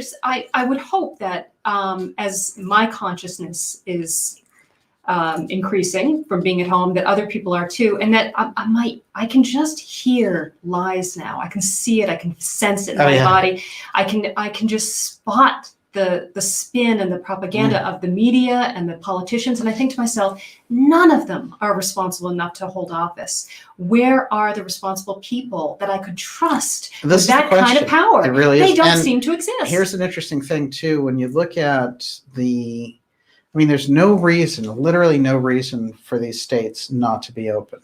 And it's going to be that the states that are open will be doing so well because people will be getting themselves back to work, and the whole mood of those states will change. And they'll have these other idiots in these kind of like liberal dead zones, like Massachusetts and New York and all this other stuff, who are way behind the curve because they're looking to do this kind of weird, crooked thing with Bill Gates in the back door and Partners in Health with Clinton and all this. They're like, well, create contact tracer armies. In the meantime, these other states are going to be opening up and becoming the envy of the other states. So this is the weird split that we're seeing. And it's something I think we have to keep a close eye on. The weird thing about Whitmer, too, is that she's had the protests. Her own legislature has voted against her emergency powers rule. So, and at this point, she's like, I don't care. I'm going to do the right thing anyway. It's just because she's been promised something. Somebody's told her this is the right thing to do, because otherwise, unless she's just a complete idiot and she, just wants to hold on to those powers. A lot of those people do. Cuomo's like that too, which they can't imagine giving up the emergency powers. And this is part of the problem of this, is it's exposed a lot of petty tyrants, and the governors are. A lot of them are petty tyrants. They've shown it, which is remarkable because they have a great opportunity to lead. But I think this is what we're seeing there. And, it's an incredible gap in leadership that we're witnessing. And I've seen it with some mayors too.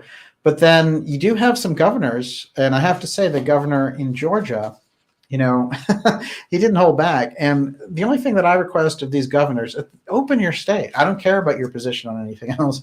Open your damn state up, and you've got all the resources and all the money, so go for it and support your small businesses, because right now you're making things incredibly hard for people. Okay. We'll take one more question, and then I'm going to read this Joannides thing to round out our evening. Well, Najat Madri has I think you know about this. Yes. Here's a question we should be asking. Who the hell are these people? I just learned the New York City mayor's real name is Warren Wilhelm Jr. Wilhelm. Yeah. Yes. His parents were in the Communist Party. Yeah, de Blasio. De Blasio, his real name is Warren Wilhelm. And it is odd. It is odd. I think also de Blasio is, he's the closest thing to a socialist mayor that we have. And that's not a disqualifier on its own, but the way that he's run this lockdown has been absurd. And putting those patrols out, the distancing patrols, and these guys going into these neighborhoods where people are having a rough time because you just collapsed their businesses and you're throwing them up against walls and, kneeling on their back on the ground, all their faces.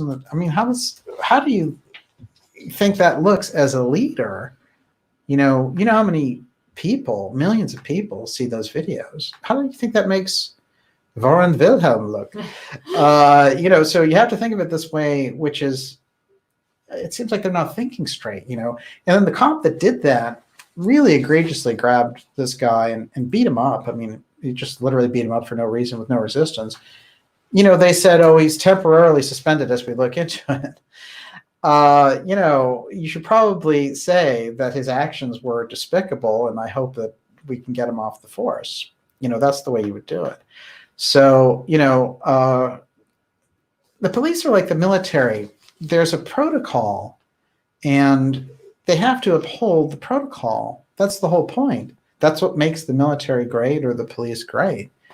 And when the people don't uphold the protocol, they bring disgrace to the force. So, you know, this is the nature of what we're talking about. So it is shocking. This is more of the ethics problem I think we see going on. Yes. Last question. Okay. You're on. Oh, well, I wasn't ready for it. Well, I'll ask this. Ed Kaufman says, Yes. since Thane Eugene Caesar worked for Lockheed, did the aerospace industry want RFK dead, and why? This seems to tie it all together.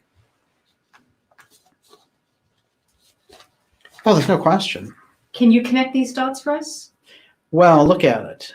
First of all, Lockheed Martin is a military contractor, and Garrison, who did the best investigation of the JFK assassination, he said that he found that the conspiracy wasn't so much Texas oilmen and these types of things, but that the heart of it was in the military-industrial complex aerospace wing, that whatever resided in there, and this relates to the X technology, that was the mechanism for financing and planning the assassination of John F. Kennedy.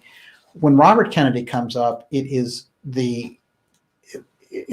JFK version 2, and they have to eliminate him before he gets in. Because remember, taking out the president was hard enough because you had to corrupt elements of the Secret Service and all the rest of it. When Kennedy was still a senator, it was easier to do. They had to prevent him from getting across the finish line where he was headed. But there's no question there are aspects in relation to the moon program at that point. You know, it's getting very strange, and it's becoming a very black ops dead zone because they're going to the moon, yes, but right after a couple of moon shots, 1972, they have 50 years of not going to the moon. And then we have Mike Pence and all that talking about at the end of last year with the Space Force, we're going back to the moon in 2024 and all that.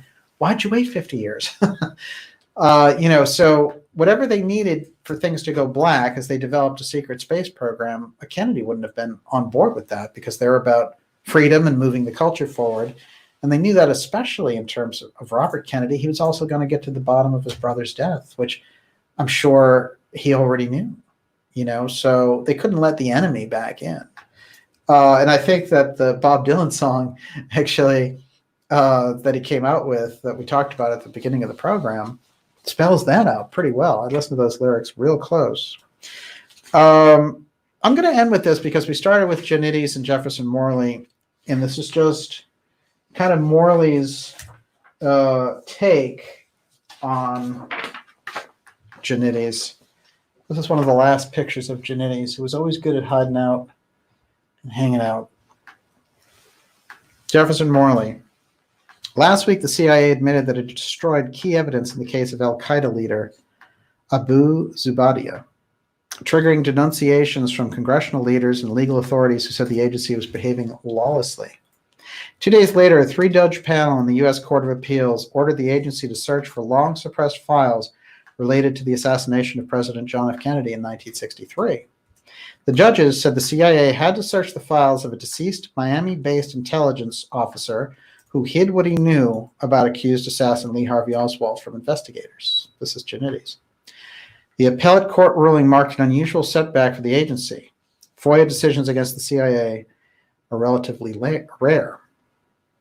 This was the gist of Judge Judith Rogers' 31-page decision in my Freedom of Information Act FOIA lawsuit seeking records of George Joannides. A career undercover officer at the time of Kennedy's murder, Joannides served as chief of psychological warfare operations in South Florida. He also served as the CIA's liaison to congressional JFK investigators in 1978, and he died in 1990 before the Assassination Record Review Board. Rogers, joined by 2 colleagues, rejected the CIA's argument that it had no obligation to search for documents about Joannides and its files of its secret operations in 1963. During oral arguments in October, the judges had grilled agency lawyers about this claim.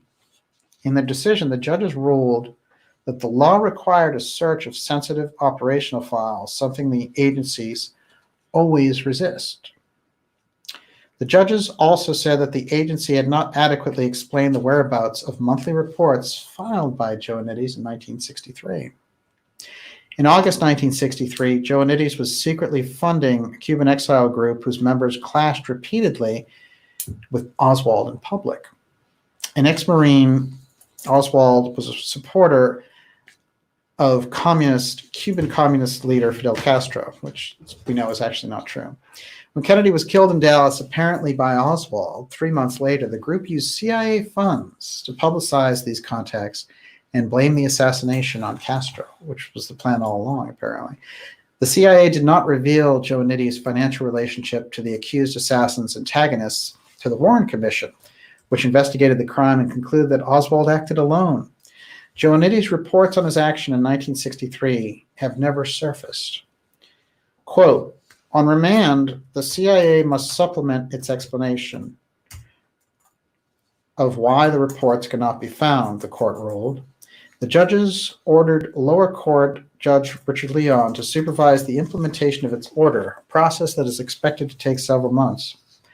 The CIA has constantly been an active leader in hiding, distorting, and sometimes destroying evidence in key issues affecting our history and lives. That gives us some idea there on the case. And what's interesting is after that, they blocked the Joannides file. So the Joannides file is a crucial part of the JFK records, even though the Congressional Records Act mandates the CIA files based on what they knew that the CIA had held back. These other files are also crucial to come out in order for us to understand the role of psychological warfare expert in creating the myth of Lee Harvey Oswald as the assassin of John F. Kennedy. That is the kind of change and reconciliation and paradigm change that we need in relation to this. There's more on Trump and Nixon, but don't worry, what I didn't get to tonight, Monday at 3 o'clock with Roger Stone, we're going to be here. And if you signed up for the newsletter, then you're going to get the direct link for that. We will see you all on Monday at 3 o'clock. I also want to recommend that you sign up for the newsletter. Go to darkjournalist.com right now and make sure you do that. And also subscribe to Dark Journalist. Get behind the program, the efforts, the work that we're doing here. And we really appreciate all your support. And we try to make it easy for everyone to join. So we've kept it very reasonable, and you could do that at darkjournalist.com. I've got a really juicy question I want to ask. Sarabella Gignac. Yes. Trump's first executive order was to seize all property where high crimes against humanity and corruption were involved. Is Elon Musk selling all his properties have anything to do with that executive order? This is very interesting because the other night, Elon Musk was rolling out these tweets, and they were strange. He was like, I'm selling all my possessions. But part of it was that he was saying we have to end the lockdown and things like that, which I agreed with. And the things that he said in relation to the lockdown have been correct. So there's a very interesting game, I think, going on with Musk in relation to this. But I think it was an interesting order that Trump made about seizing property of these corrupt groups. And I don't know if those things are related, but they sure are interesting. Remember the iconography, people like Bezos, Musk, they're right in the heart of it. And the technology, the space technology aspect is crucial because eventually it's the satellites, after all, that are going to control things on the ground. So space and the lower Earth orbit become really the next battlefield in this sense. That's how they've made it. They've made it into warfighting domain. The way to pull the plug on that is by emphasizing and getting back to the roots of what the space program is about, and having them forcing legislatures to not allow war in space and get all those nations. You want to make the United Nations worth something? Have them develop a resolution not to go into space and have any war and make all the countries sign on to it. This is the nature of the thing that can make going into the 2020s something really worthwhile and something to look forward to. We can definitely learn a lot from the lockdown and the overreach involved, even as it gets uglier and uglier here in 2020. There's a lot of things I think we can learn from it.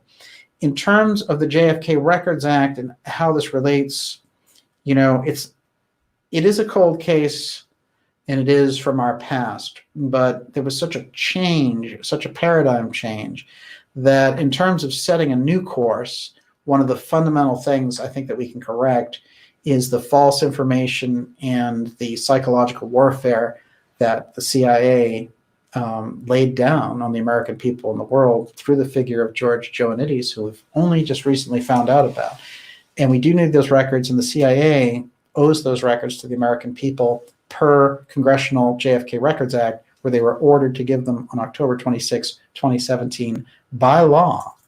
And that Trump chickened out on that one, unfortunately. But I think that he has the opportunity to force those records out without waiting for 3 years. And I'm sure when they get to 3 years, they would say, oh, we have to wait another 10 years till we're all dead. The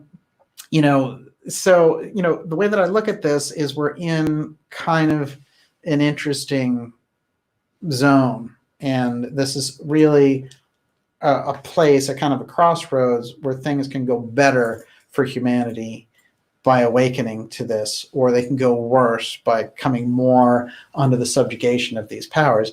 And we're lined up here, in the middle of the show, trying to make things go in the right direction. And there's so many powerful forces that are moving for that you can feel that incredible momentum. So that's what we're looking for. And the way that we do it is just by going for the truth and also expanding our mind to embrace these larger truths. So that's what we're going to try to do on this program. And thank you so much for joining us tonight. It was important for us to kind of refocus on the JFK, Nixon, Trump aspects before we get Mr. Stone in here on Monday. And Miss Olivia, the last word is yours. Okay, so I have to thank some super chatters. Yes. So Eurythmia's Fun, Jody Z, Neurosurgery Highland, Kim Woodrum, Scabtree Scabby, Medley Childress, Splendor Solus, Josh Randall, Occult Fan, Irie A, Pugsley, Brian Bradley, Joseph Fabry, Wayne Peak, GDNPB, and Carrie Perillo, or Perillo. It's probably Perillo. Thank you so much. Fantastic. We really appreciate your support. It makes all the difference. And it is the kind of thing where, showing that kind of support gives us that extra momentum to go further along with the work that we're doing. And thank you to all our supporters and subscribers. You make the biggest difference. Now, we will see you all on on Monday at 3 p.m. And then next Friday, also, we're coming back with X Series episode 89. I'll do a couple of shout outs here at the end. David Donaway, unbelievable. It's great to see you. Occult Fan, of course. Firestorm, Josh Randall, making it happen. Shelly Cobra, Aether, great to see you. Najat, terrific to have you here. The Ideas Room was fantastic tonight. The questions completely off the charts. Carrie, it's great to see you out there. And Modwiz, the man, the myth. I can't wait. I'd love to see Modwiz do something on this whole pandemic. You got to do it. Thomas Tyson, great to see you. Kessler, Renee DeBlanc, Firestorm, Adrian McDonald, Jennifer Memon. I know Kate was out there earlier. Gigi Young, Carly from Dimensions and Beyond. Wow. Fantastic. I did want to say to have everyone out there. It's great. Go ahead. The movie that we were trying to remember is The Lives of Others. The Lives of Others. If you haven't seen it, it's an incredible, haunting movie. And I think that now that we're moving in this direction of surveillance, constant surveillance, it's even more important. Yeah, we have to know what that. People have lived under that before. It's nothing new. But end on a good note, though. I already had that planned. So let's all focus on solutions because we can't trust people in power to do it for us. We have to do it for ourselves from the ground up. So, when you're meditating, when you're walking, just instead of complaining, like keep thinking about what we can do, what is going to make a difference, how we can work together, because we do outnumber them. And we all want the same thing. We have a shared vision for humanity, and we can work together to change this. No question. What is that line about the small group of people? Yes. That it's the only thing that ever has changed. There's no question. Mm-hmm. There's no question. I think that's an American Revolution one. Mm-hmm. Wow, fantastic and terrific to see everyone tonight. We had a great crowd in the ideas room, and we appreciate your questions and your support. We will see you all next week. And it says end broadcast, but it never really ends, does it? Thank you, everybody. We'll see you Monday, 3:00. Be there.